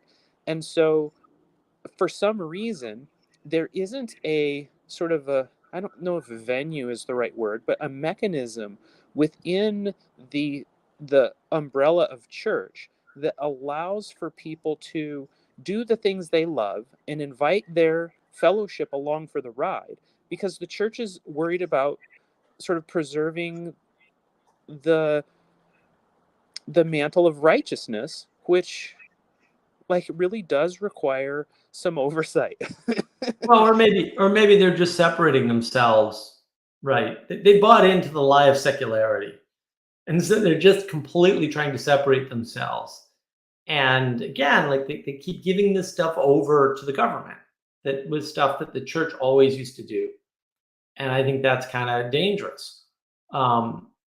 And I think that's what largely what we're suffering from. And yeah, I mean, look, I don't actually. There are many days when I get up and I'm like, oh, it's meditation time. How lovely. And I'm just not like, but then I'm like, you know what? I got to do it. And lately, unfortunately, I've been waking up way too late to make meditation on time. But usually Manuel's there, so it's okay. But there are days when it's just like it's not attractive, right? And but it is. We're gonna do this every day. We're gonna keep being here, meditating 2.5 years plus now, right?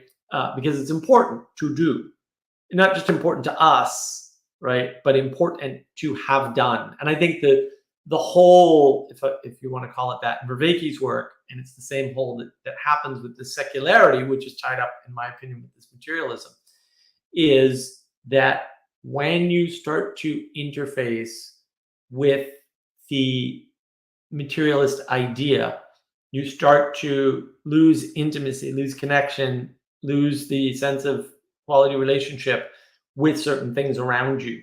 And I think the church has lost that connection with the communities around it, right? How it serves, because it's given some of that service over the government, how it's viewed, right? Because it's been attacked, like for sure, right?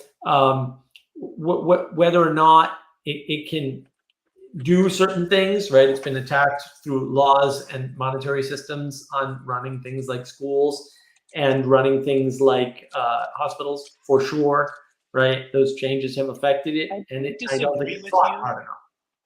I don't disagree with you about those large and very significant cultural like institutions and whatever you want to call that deferral that as an institution the church used to do for like the broader culture. You're fading out. Your mic has been a little wonky there. Can you kind of start over on that? Sorry. Is this better? That's clear as a bell now. Okay. I was trying to prevent the background noise in my house by using my earbuds, but they're clearly not doing it. Don't worry about it. So the for me, it is more intimate than sort of the abstract things that the church may have deferred, because as soon as we start thinking of the church as an institution and its role as an institution, even though, like I said, that is part of the way that we got into this situation. Like even to the extent that if we go kind of in the Wayback Machine to when people couldn't, like in a small community, we would have spent more time together sort of accidentally bumping into each other in the community than we did at church. We would know each other at the market and at the workplace and our sort of relationships economically and such. And so anyway, that personal element is the thing that to me seems like so much sort of unnecessarily absent.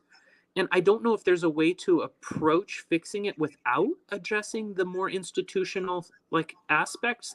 But what I'm talking about is like when I look around me at church, and I've been around these people for a long time. I know them. I have relationships with them and their kids. We've eaten at each other's houses. We know a lot about each other's struggles. We still have rare reason to do anything except sort of leisure together. Mhm. And that seems like it's confining our experience of each other to a very narrow set that prevents us from being useful to each other in a sort of a refining way that doing difficult things together would sort of necessitate. Yeah, I agree, and that goes back to the affluence problem, in my opinion, right? So we're so affluent that we can afford to be individuals or seem to be individuals. I'd argue you can't actually be an individual, and so we're robbing ourselves of that distributed cognition, while at the same time we're destroying our skills around participation, and that's ruining community, and it's ruining the possibility of creating community at the I same read a time. I read a book that's probably considered quackery, called Biohistory. But one of the insights that it gave that seemed very reasonable was that religion was uniquely beneficial to human development because it created the circumstances of scarcity absent the sort of the environmental circumstances of scarcity, right?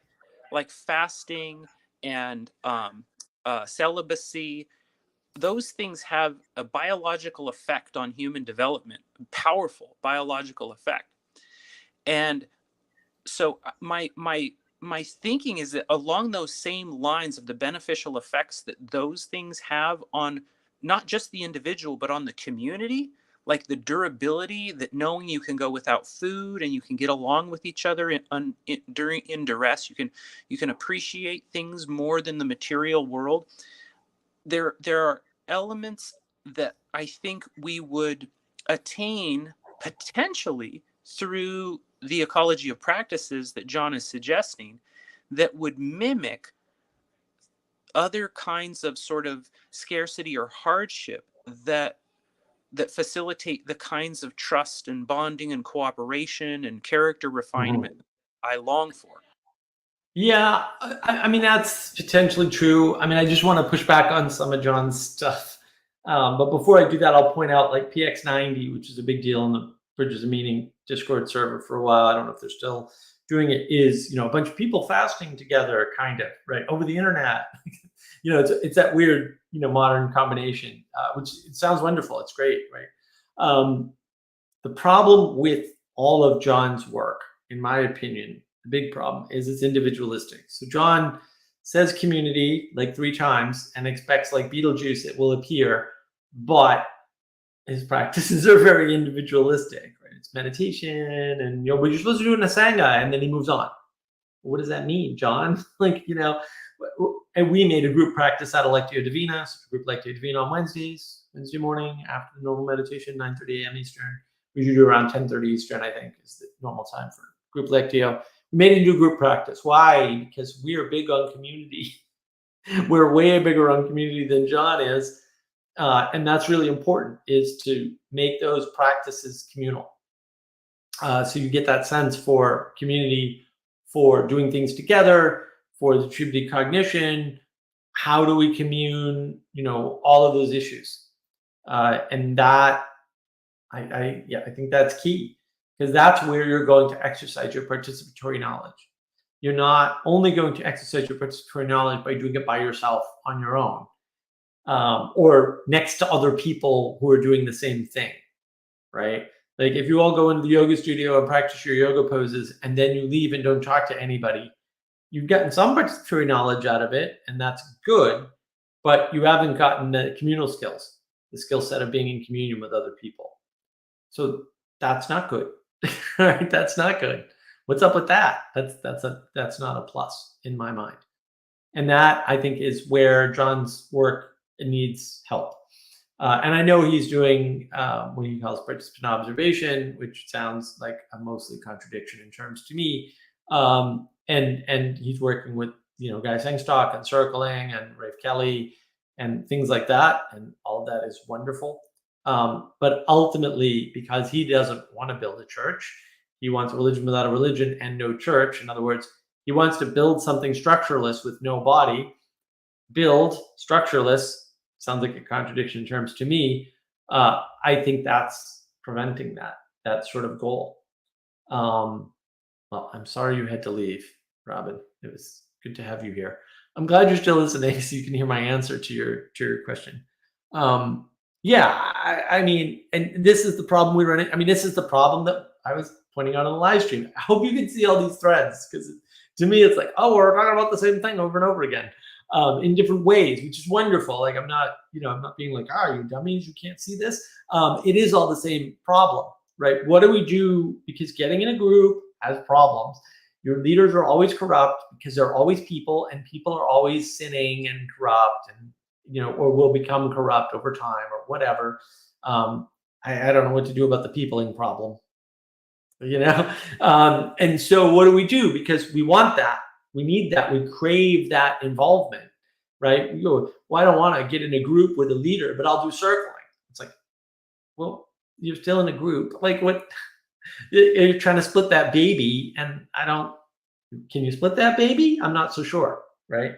And that's where all this comes up, and it came up in the live stream. Like, that's exactly what we were talking about. Like, I've seen mega churches, and I'm skeptical because I've seen them fail. It's like, well, yeah, okay, fair enough, good observation. But I really want to do something with other people. Okay, well, you're going to need a structure, and any structure you can come up with, I can point to a failure. I mean, and you can look at some other wonderful things. Like, man, there have been some 2 and 3 people unions. There's some famous bands, right? There's all sorts of instances where small structures get together and work with leaders, and the leaders seem to never become corrupt, or don't become so corrupt that they break the beautiful thing. That's great. And I think we should focus on that, on what, the potential and the possibility that could be built, rather than all the scandals, right? Because that's what we seem to be doing, is focusing on the negative and not being grateful for the positive. And this idea of gratitude has been coming up a lot lately. I forget where I heard it last. Oh yeah, it was in the Exodus chat, I think, Exodus 4 episode. We need to focus on the things to be grateful for, rather than focusing on the skepticism and the problems with things in this postmodern world, where there's lots of problems. But look, 3-year-olds can point out problems. Like, really, we've got to stop thinking that pointing out problems makes you interesting, important, or intelligent. Pointing out problems makes you 3 years old. I'm serious about this. Like, I really, I want everybody to scream it from the roofs every day. Like, really important. Like, your postmodern critique is a 3-year-old skill that every 3-year-old human has. Okay? I'm not impressed. I deliberately avoid, I could easily tear down most of John's work without problem. That is unfair, right? It's unfair. John spent 25 years plus probably doing that work, okay? And the fact that it's easy to find flaws in someone's system is a fact of existence. It doesn't make you smart. The fact that you can articulate it doesn't make you smart or intelligent, right? It does make you a problem. And then, look, but we shouldn't never critique. Also true, because critique is good, strengthens people's ideas when they're good and destroys them when they're bad. But you can take any good idea and destroy it with critique. It's a trade-off.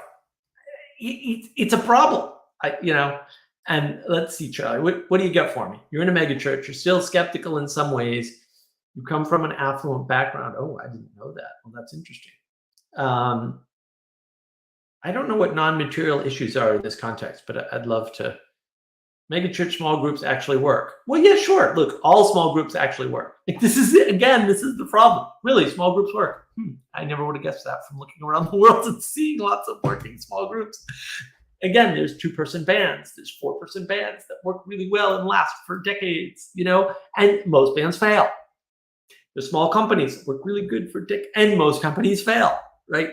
And so we're not really appreciative of the ones that work because we're too busy being skeptical. We're like, well, look at that. That company has become corrupted. Like Twitter became corrupted because of its growth. Like, I think that's a fair statement, and Tim Pool was one of the first ones to point it out. I think that's also a fair statement. I watched that when it came on live. By the way, I was watching Tim Pool back then when he was on Rogan there with I forget her name, crazy person who no longer has a job, and Jack Dorsey, and he had some devastatingly dead-on questions, right? But when Twitter was a smaller company, Twitter was awesome. And now that Twitter is a smaller company again, Twitter is awesome.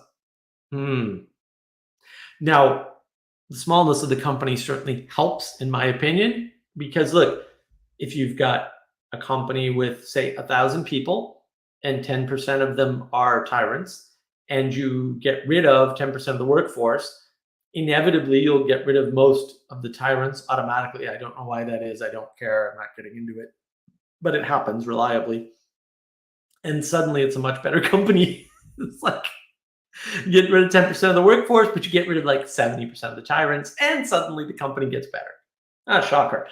I don't actually think that's the mitigating factor, right? I'm a spirit first guy. So while I'm all for every tech company has about 2 orders of magnitude more software engineers than they need, and I'm not going to get into that here, although I might do a video on that on my personal channel later. There's certainly a way in which the spirit is the important part of the equation, right? It's the spirit that enabled. What do I want to say? It's the spirit that enabled Twitter to become joyful, because Twitter at one point just sort of fell into joy. Like one Thursday, it just became joy itself somehow. I don't know how, but it did. Like, that happened, and the fact that happened is amazing. And I'm not saying that the firing people didn't have a big impact on that. It probably did. But I think it was the hope and the joy that Elon Musk, through satire and stuff, injected into the platform, injected into the discussion. I think that's what was going on there. Like, I don't think, maybe there were other things going on there too, but I don't think those are the important bits, we'll say, right? The important bits literally were, this idea of the ability to be satirical, the change in leadership, right? The engagement with the idea that Twitter could be better, could be different, could be a more interesting place, right? Could be the thing it was before, right? That idea, that spirit got injected in. And that's what I think that the main factor was. But again, do small groups work? Yeah, lots of groups work. Lots of groups also fail. But it's so easy to be skeptical, and it makes you feel so good because you feel like you've accomplished something. But you're 3 years old, and get over yourself, really. Honestly. And look, I'm not claiming some special immunity. And I love to tear people down who I think are being arrogant. When I think someone's arrogant, man, it's every fiber of my being is like, go get him, Mark, because I usually can, and it's not pretty. It's really not pretty. I can take out most people pretty freaking quickly. There are psychological tricks that I've got. There are tricks with framing that I know. There's you want to play the postmodern game? Let's go. Hope you're good, because I know I am. I can just smoke through that pretty quick, right? Totally unfair too. Oh, am I letting down my fans? I'm sorry, Charlie. I have not said Muppet yet tonight. This is not a sign of illness. I see. Look at this. I'm glad you agree on taking down the arrogant people. There are a few things in life more pleasurable to me than finding some Harvard grad or MIT retard and and just showing them that they're wrong. Oh, now this is an interesting concept. Post-Muppetism. Will we ever enter the post-Muppet age? This is an important philosophical and cultural question. I don't think post-Muppetism is achievable, but I think we should get the church's position. I hope the Catholics will speak up about, will the post-Muppet era ever come unto us? I don't know what Scripture has to say about it. I think it'll be interesting to find out. Yeah, I mean, there's a lot there. So I applied. They said no. Fine, I'll just make the annoying graduates feel bad. That's great. Yeah, I mean, that's a good. I mean, it's not good to do, but sometimes it has to be done. Like sometimes you have to do not good things in the world. And I think that's flipping over the tables, right? Submitting to horrible governments, regimes, for the good of the majority, just to show that submission is possible, and even when it's unjust, maybe might be in the story of the actions of Christ, even if you disagree with render unto Caesar, which I don't know how you're getting around that, but whatever, doesn't really matter to my point. I like this idea of, I don't know how to, man, accent grab and accent aigu. I don't remember any of it. Moupe, perhaps, would it be Moupe? Oh, no, Moupe from France. Nouveau Moupe.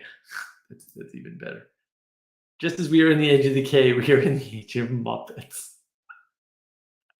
Yes, Richard, I think we are. We are, in fact, in the age of Muppets. Everybody talks about modernity, but nobody talks about the age of Muppets, do they?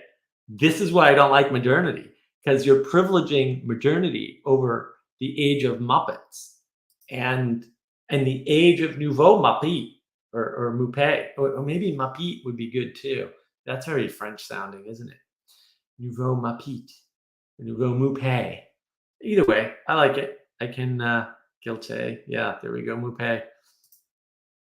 And oh man, all right. Let's not attack each other in the comments now. I am bald. That's a great TED Talk. There is a video on how to give a good TED Talk, by the way, which is fascinating because they use this tactic that all presenters before TED Talks knew, at least all the good ones. Oops, I gave away a secret. But it is a good talk. Like, it does talk about the cadence and the up and down. And if you're into U-shaped story, you can see that pattern there too, by the way. Yeah. And Ethan, what a good question. Why do we render unto Caesar but not unto Pharaoh? We actually kind of did render unto Pharaoh, according to Exodus. Exodus 4 actually goes into quite a bit of this. It's sort of interesting, right? Because from my limited Muppet understanding, there's your Muppet, Charlie. Happy now? From my limited Muppet understanding of this particular passage, and I'm just following along with the Exodus series. Thank you, Ethan. They do what Pharaoh says. Like, they just follow along with Pharaoh until he gives up. Right? So they are rendering unto Pharaoh. And yeah, look, I think Ethan's right about this too. The age of modernity. I think that nobody talks about the age of modernity, do they? No, they don't. They're privileging certain things. They don't have the same foundation of Muppetry that we have.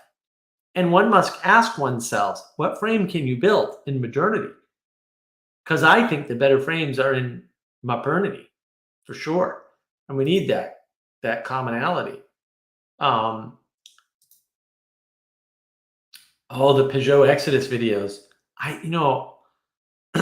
It's calling to me, and I'm so far behind on videos and things I need to do. And I thought I had a fantastic morning this morning, and then I had a hard crash in the afternoon. And I was like, oh no. But actually, my recovery went pretty well. So yeah, I gotta get on I should be recording videos for navigating patterns right now, but I'm not. I'm here with you guys instead. Maybe I'll record later on. We'll see how much energy I have. I'm not gonna read that one, Charlie. You can troll for political framing all you want, and I'm not gonna bite today. Maybe I'll bite another day. But yeah, look, I mean, I think actually all of this stuff is tied together, right? What we're talking about, how we're talking about it, whether or not we're giving into common frames, we need a foundation to discuss stuff from. I like the way Chad did that with foundations and framing. I thought that was really, really clever. Chad's always really good at that sort of thing anyway. And when he can stay focused, he's deadly, absolutely deadly in this corner. I think Grim would be deadly too if he could stay focused. Just too bad. And the ability to sit here and talk for, I'm at 2 hours, is no trivial thing indeed. It does take some stamina and some energy and some focus and attention, and good people to interact with and point out the framing of the age of modernity, which is very helpful and important. Because if you try to be serious the whole time, it gets a lot harder. So I appreciate the interaction. But all this stuff is tied together because in order to do stuff together, we need to have at least a common telos, right? A common purpose, a common aim outside of ourselves, right? That gives us a way to define a container that we can cooperate within and build a structure in that container that allows us to cooperate efficiently. Not optimally necessarily, not optimally for us maybe, and also maybe not optimally for the structure, for the container, for the aim. But, right, this is where I go to, the perfect is the enemy of the good. And so you want to at least have a bad structure so you can cooperate instead of arguing over the right structure and not cooperating. Because it's a big problem we have today. We're so cynical, we're so skeptical, we're so suspicious that we're not getting together in communities and cooperating and borrowing each other's sugar and each other's gas-powered chainsaws and getting help, installing our doors, which I will be getting help with, although I gotta put some time into that. Gotta run some wires, and then we can put in the door that we've had sitting here for like a year and a half in the hallway, because this is my life now.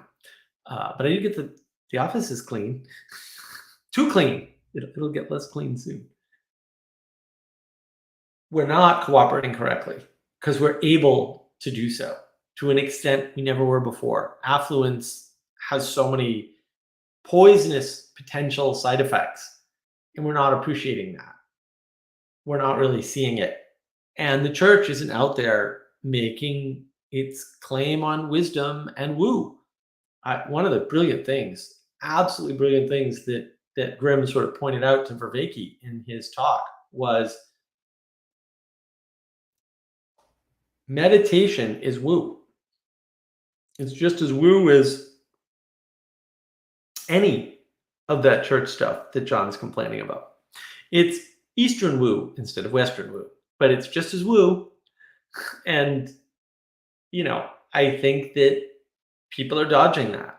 They're like, no, I'm a Western Buddhist, which is not the same as Buddhism in the East. Believe me, talk to Easterners, they'll tell you.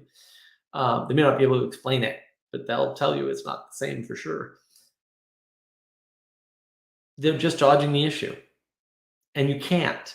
Spirit moves us. You can't dodge the issue. I saw some video that basically brought up the perfect being the enemy of the good. Yeah, well, from a source that surprised me. Can't remember what it was. Well, look, I mean, Barack Obama said it, and I do not have a high opinion of high wizardry people who maybe get away with bad things.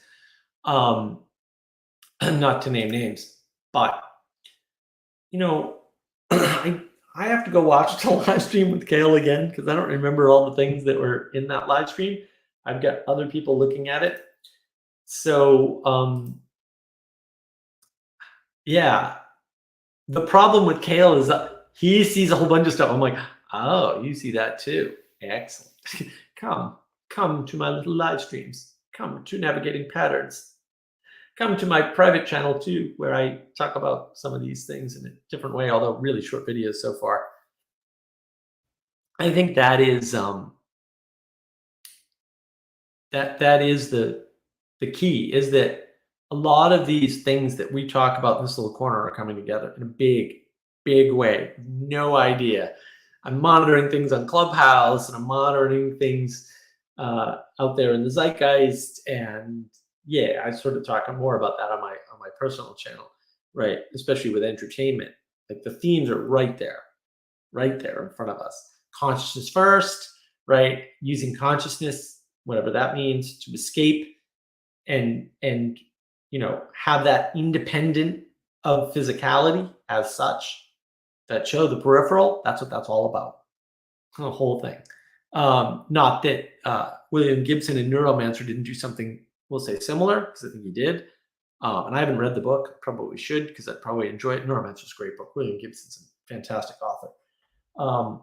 And you can't really understand the cyberpunk movement without reading Neuromancer. Like, you can't. And Bruce Sterling. Like, if you don't read Neuromancer on Islands in the Net, you missed some cool stuff. And Snow Crash, right? Which is boy, now I can't remember the author's name. Damn, my brain is tired today, clearly. Snow Crash, great book, fantastic book. And that's all sort of in the same rough genre to some extent. That movement has been underneath everything. So we talked a little bit on the live stream about the anadromist, Burn Power, the anadromist channel, and how we got here. It's a long slog. Some of those videos are, in my opinion, unnecessarily long. Sorry, Burn. Sorry. But some of those clips, it's like, yeah, I don't need to hear this whole thing. Like, I just want your thesis. Yeah, I like conciseness and you know, concision as such, right? And it's not there. But it is a lovely ride, and I listened to most of it till he got to his newer stuff. He's right, though. These patterns are playing out in the entertainment world. And the cyberpunk pattern, this pattern where technology is running our lives in a way that it can't, or at least we hope it can't, certainly, and freeing us from physicality has been a theme that's been bubbling in the collective conscious for a long time. William Gibson's Neuromancer is a reasonably old book by now, at least culturally, and the themes in it have been cropping up ever since. And he's a very influential writer in sci-fi in particular. So those themes are getting mirrored, and The Peripheral, the TV show, is based on a 2014, I believe, book that he wrote, I think by the same name. So he's been thinking about this the whole time and leading the way. The sci-fi is leading the way in a lot of this stuff. And that's the problem. That's the problem, is that we're not recognizing what's bubbling up. Church isn't paying attention to any of it. The church is still receding and running away and running away and running away, and sort of like, yeah, secularity, materiality, we believe you, you know, intellect first. Yes, that's why we're going to fight you on the intellectual, you know, home front there. It's like, don't do any of that. Don't use the language of your ideological enemies, and take them seriously when they say they're your enemies, or when they prove that they are through their actions. And these are my disagreements with the church. Why is the church letting this happen? They shouldn't be doing that. And it's a big problem. And I wish they wouldn't do that. You know, why is John Vervaeke the one asking, where do you go for wisdom? Why is he the one that's sort of filling that gap? Why is Jordan Peterson the one telling you about the Bible? These are good questions. Why is this happening this way? Who else is on the YouTubes delivering the Bible in the way that Peterson did?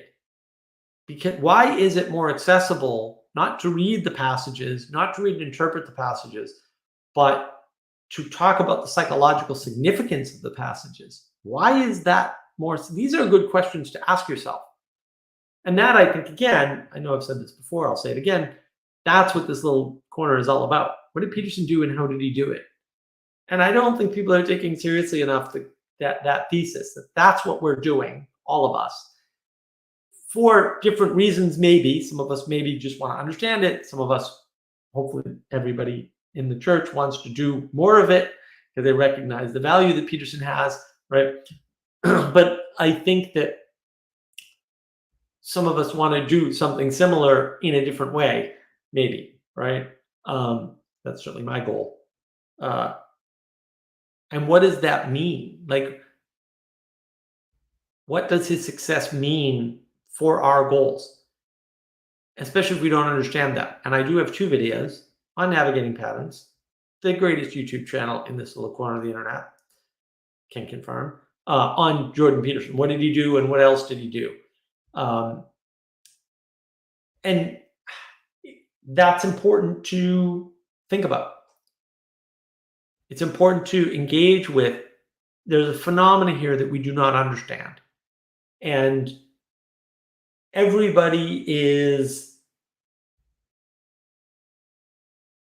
rising up in the wake of the disruption, right? Because it is a disruption of Jordan Peterson, right? He's taking Jonathan Peugeot with him to some extent, although Peugeot had his own little thing moving along before that. Paul Vanderklay is obviously, admittedly coming on the coattails of Jordan Peterson. And to make this clear, because I don't think people realize this, to date, I have listened to 0 of Paul Vanderklay's critiques of Jordan Peterson. I have no interest. And I love Paul, and I'm sure he's got like 100 or 200 hours of Peterson content and I haven't engaged with any of it at all. Maybe snippets he's put elsewhere or something, for a reason. Like, I'm not a big fan of critiquing somebody that's successful who's doing such good work, because again, 3 years old, you can do that if you're 3 years old. You just ask why until somebody doesn't know, and then it's like, yay. And I'm not criticizing Paul. It's fine. He's doing it within a context that I don't care about to some extent. Like, I don't know anything about the church context and why there would be valid criticisms there. Important to realize. So I think this is all wrapped up together with that live stream conversation. I think all these themes are coming together. All these threads are sort of pulling together in ways that people aren't necessarily aware of, right? But they are coming together. If you haven't seen the live stream from Friday, YouTube changed stuff. If you want to see live stuff, now you have to go to Paul Vanderklay's channel and click not on home or videos, but on the live tab, and then you can see his live stream. It was quite good. I should probably link it here. I don't know how lazy I feel, or how hard these things are to find, because my goodness, everything is hard to find. Yeah, I don't think I have it up. But yeah, I mean, that's the thing. Like, again, there's a lot of material. What should you pay attention? Should you listen to Mark when he tells you to watch a video, especially when he's just shoving you navigating pattern videos left, right, and center? I don't know. Should you sign up for his personal YouTube channel that he linked in the chat earlier? I don't know. Maybe, maybe not. They're short rants so far. I don't think I'll get into long rants there, but maybe. Who knows? I keep thinking man, if I talk about that, I'm going to talk for 20 minutes, and it's like a 7-minute video. I'm like, I don't know what happened there, but whatever. It's all good. I feel good about it. Yeah, it's not curated content like navigating patterns is, that's for sure. I think that what you're paying attention to matters so much that trying to do it by yourself is a mistake. As my good friend Jacob says, don't think for yourself. Use filters. Let the filters help you. And, look, everyone's out there complaining about the algorithms manipulating them. It's like, fair enough. What are you going to use instead of an algorithm, though? Please tell me. I'm not being flip. I'm just asking. Like, I ignore the algorithm and use the distributed cognition of the people around me. Not that I ignore the algorithm entirely. Like, I've been doing this cooking thing recently. So usually when I'm tired or if I get knocked out in the afternoon and I'm sort of recovering, I'll just watch cooking stuff and try out some of that stuff occasionally when it's appropriate. I don't do much cooking because I live alone and it's just me, and it's hard to cook for one person. But for the most part, people recommend things and then I go watch them. And yeah, Robin recommended earlier the Netflix documentary Mr. Rogers, and I know Andre Jones recommended that to me a while back, and it is on my list. It just hasn't been brought to the fore. I don't have Netflix, so but usually I leave my Netflix stuff for when I go up north. I haven't gone up north recently because I know people with Netflix and they're happy to watch things with me sometimes, and so usually I can con them into watching something they've seen before that I wanted to watch, but haven't been able to. I understand your penchant for books. Go read all the books and then tell me. Like, Taleb has a great filter for books. Aside from read all the Freakonomic books. There's like 3 or 4 of them. Read all those. Read all of Nassim Taleb's books, and then follow Nassim Taleb's advice for the rest of the books, which is Lindy Effect, 200 plus years.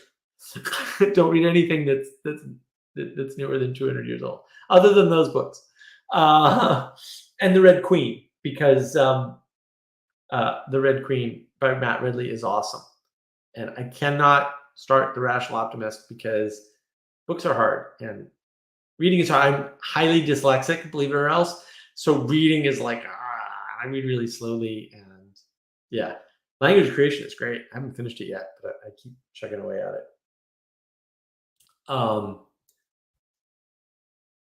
Oh, you have all the Taleb books. Yes, make sure you read them. They are excellent. I've read almost all of them twice, except the last one, because it had come out too close to now for me to reread it. Yeah, I don't know if I recommend the Symposium at all, and I don't think I've read the Republic, although I might have. It's hard to know. Anything I might have read when I was, younger. There's this great barrier of the before time when I was homeless, and I don't know. I had to be told a lot of stuff or reminded of, like, one day somebody quoted some Walden, Henry David Thoreau's Walden, and I went, "Oh yeah, I know that. Where's that from?" And they're like, "That's from Walden." And I went, and my brain went, and just, yes, you read Walden. You did it in that 2 weeks when you got all your books for school. And I was like, "Oh yeah, I did read Walden." I had no idea I read Walden. Didn't even remember it. So I have a gap, but I don't think I've actually been very deliberate in my life about not reading Western canon. I read one Shakespeare. That's it. Ye block keystones, ye worse than senseless things, said, I think it's Flavius to Morales. So I remember that pretty well from high school. That's the only thing I remember because I hate iambic pentameter with a passion. There's a rage within me. And it was way worse when I was younger. I could not stand that bizarre garbage. The themes of the Western canon are discoverable for yourself if you can discover them for yourself. I don't recommend it. However, and look, it's good to know certain things. Like, Thoreau is a fraud in that book, because although he went to the cabin, I've been to the cabin, by the way. I grew up in New England. Walden Pond was the place we went, like, all the time. I had summer camp at Walden Pond. We used to go. You just go to Walden Pond, like, just to hang out. There's a little shrine to his cabin. His cabin's like a mile from his house. He never spent the night there. He wasn't living out in the woods. He'd go home for dinner. And the impression you get is that is not the case. Whether that was intentional impression or not is not relevant. That's the impression you get. But he wasn't living there. He would just go there to get away to rebel against his parents, basically. Beautiful area, by the way. If you're ever in Massachusetts, over there in Concord, over by Walden Pond. You should go. It's so pretty. You can walk around it. You can skirt the um, the edge of one of the schools. Like there's all kinds of stuff out there you can do. It's beautiful. That middle section of Massachusetts there, well, middle section of Eastern Massachusetts is just pretty, especially Concord and Lincoln and Wellesley and the wealthy towns in there, right off the highway, right off of 128. Very beautiful places. Used to get to drive through there all the time. There's a wildlife preserves out there. They're small, relatively small compared to the larger states, but they're beautiful, beautiful areas. Highly recommend. But yeah, Thoreau is a bit of a troll. You know, not take away from his writings. I love Thoreau too. Great stuff. Somewhere out there, there's a video, or there used to be a video of me taking a stone from a place and putting it on the pile of stones where his cabin is supposed to be in commemoration, because we did that as part of our summer school project for the summer school for the Catholic school I went to. And yeah, one of the very few memories I have from all of that crazy stuff. And yeah, I mean, it's interesting that it's hard to find good authors, even, right? It's hard to find good books because there's always, garbage, like Karl Marx, who's just garbage human being writing garbage stuff about garbagey things because he's garbage. There's plenty of Foucault and Derrida type garbage out there that's just pure garbage. And there's Immanuel Kant, and apparently he was foolish enough to write down his idiotic ideas, and we've suffered for it ever since. And there's engagements. Like, look, people get very attached to some of these authors, and this author helped me. Maybe. Does that mean they can help other people, though? Maybe not, right? Oh, I found fellowship with this author, or I come back to, John says this all the time, John Vervaeke, right? Like, oh, Plato's a friend to me, and I want to defend him. And it's like, really? I don't know. I mean, Plato's great. I love Plato, but whatever your interaction was might be unique to you because you have a unique perspective, and other people may not be able to engage. They may not have the same perspective. They may not have the same intellectual capacity. They may not be able to come up with sufficient enough interpretations. They might come up with negative interpretations, right? Unknowingly. Like you can say equality is good all day long. And I might agree that equality can be a good thing. But when you misapply equality, and it's easy to do, and we all do it because we're all Muppets, there are implications to that your unconscious understands that your conscious mind does not. And that can throw you into nihilism. Like, I think equality leads to nihilism because you don't have an identity in an equal world because everyone's equal. There's no value to strive for. So you have to be careful of that. You have to be really careful of that. There's a lot of unconscious implications in the world that it's hard for you to engage with or understand the implications of. And that can really hurt people. And yeah, I think Nietzsche for a reason. Nietzsche's pretty dangerous. And Nietzsche's one of those, like, and Peterson said it in Exodus 4, right? They touched on Nietzsche quickly. And his sister twisted a lot of his work. Anybody would twist his work. It's hard.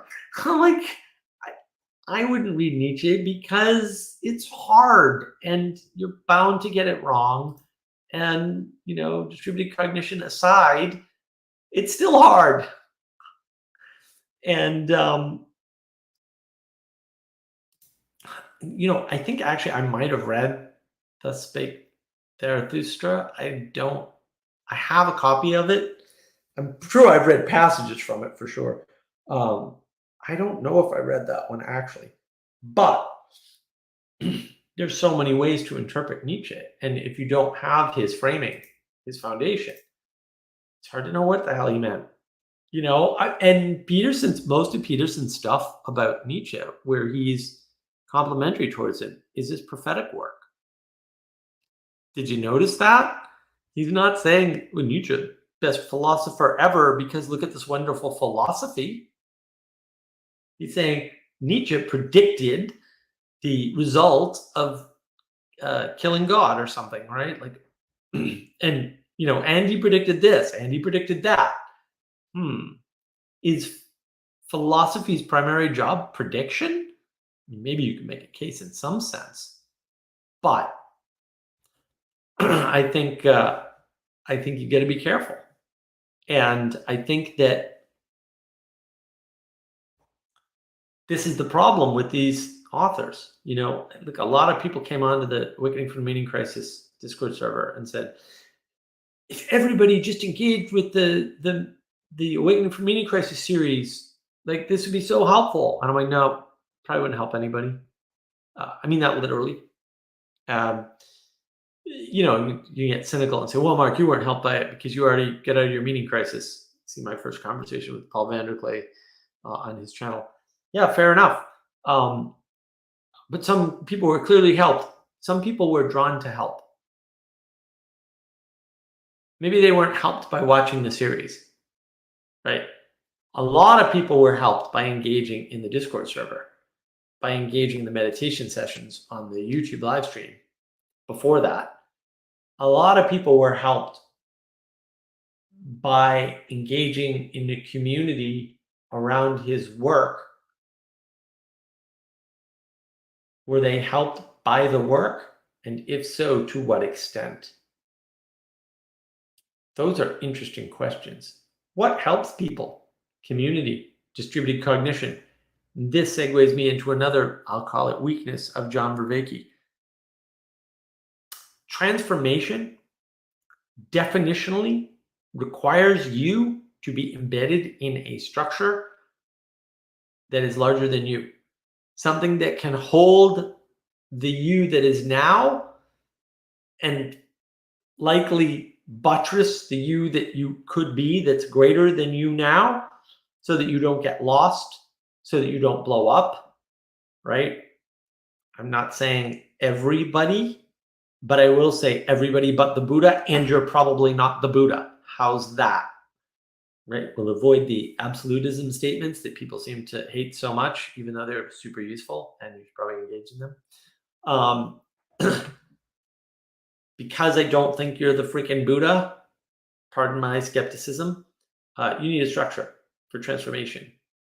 I don't think that structure should be a circle of people that you get together with, even on a regular basis.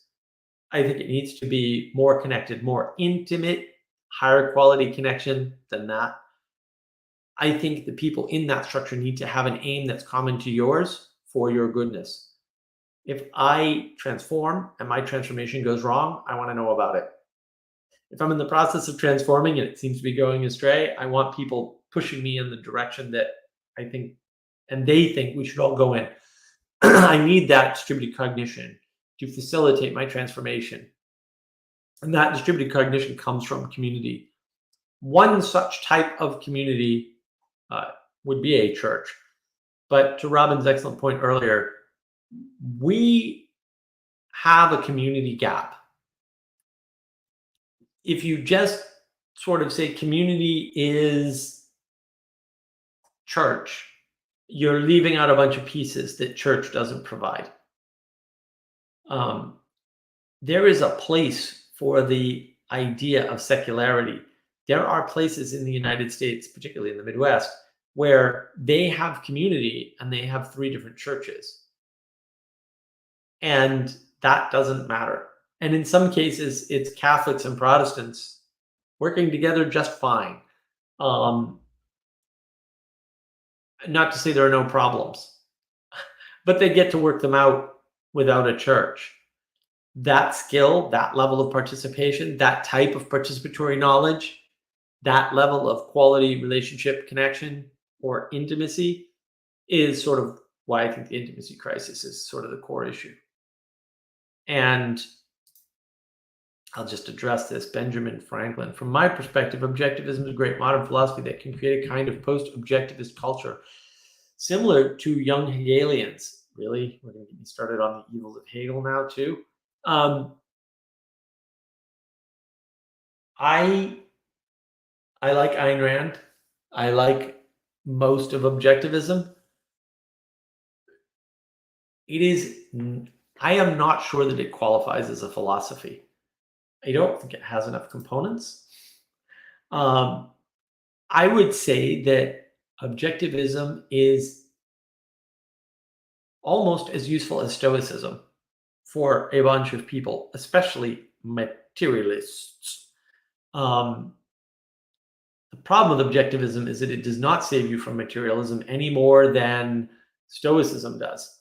It buffers you in materialism, so you can maintain your materialist worldview and get buffered in your Stoicism or your objectivism. And that's useful. And I like that because that is towards the good. But if you stop there, you're going to have a problem. And I think the problem is, roughly speaking, you're not settling the why question in either case. Ayn Rand doesn't deal with the why. She sort of seems to assume some religious type of framework. I don't know what that is. Is it Judaism? Is it Christianity? Is it a combination? I have no idea. I don't know her work that well. I should read more Ayn Rand, actually. I really loved The Fountainhead and Atlas Shrugged. I thought they were wonderful. I don't know how the hell I read them because they're like the longest novels ever written and literally 1,200 pages each or something stupid. And reading is just so hard. Good books to burn. Although I think Bill would disagree because I bet he thinks they're terrible and therefore should be kept. Just this argument we were having earlier. Which books do you burn? Don't burn the bad ones. You need to know what's bad. That's a little book burning humor, by the way. Let's not get carried away. There's a lot of better, more concise Ayn Rand that I haven't engaged with that I have too. Like I think I have Anthem in the shed somewhere. I might even have read it. Who knows? Anything that far back, I have no idea. I'm going to be emptying out the shed soon, so we'll get the books back in the house and then we'll start looking at them again. But the problem with those is they don't address religious questions. Philosophy is great, except it doesn't address religious questions. Only religions address religious questions. You can nitpick on, well, what are you calling religious and where you're drawing the line? And I would say, well, stop taking Immanuel Kant seriously. It's a hard line to draw, except that it's really kind of not. Philosophy is about having a bucket to put ontologies. It's very more along the lines of the scientific materialism. It does get you close to and cross over the Izot gap, see Hume's guillotine, to talk about why and how you should implement your religious virtues and values properly. Why and how and properly. But it does not provide them for you. It does not resolve them for you. It just gives you a framework for doing so. And I think it assumes a collective intelligence or a distributed cognition to do that. And I think that's part of its strength, is that it allows you to have a better distributed cognition for the pieces that are more pragmatic in terms of you have to implement something in the world. You have to bring it out of what would Jesus do and into what would Jesus do right here, right now, given my constraints, which is a very different question. And you have to bridge that gap. The gap between the ethereal, the form, the ideal, and the pragmatic, the here and now, the material, the physical. And that, I think, is the gap we're all always struggling with. And I think, on that note, I am going to end the stream. But I do appreciate everybody showing up. I hope it was interesting. Maybe I went on too long. We'll get some feedback eventually. You have some of the bracelets. Bracelets for what? What are these bracelets of which you speak? I will take anything people want to give me. Beggars cannot be choosers. I send out books to people, little Sally books. I don't have any left, but so anything is welcome. Yeah. I hope that some of this made some sense and was helpful to some people, or will be at some point. How's that for equivocation? And I really appreciate everybody joining, and whoever stuck with for the whole time period, you're awesome. And I hope people engage with this and take some of my stuff to heart. And I'll probably do more of these. I'm going to do another Navigating Live Patterns next week, probably next Thursday. I hope everybody has a wonderful night and a great rest of your day. And I really appreciate all of you. And, you know, it's really valuable to me when I can get your time and attention. So I appreciate that. Good luck.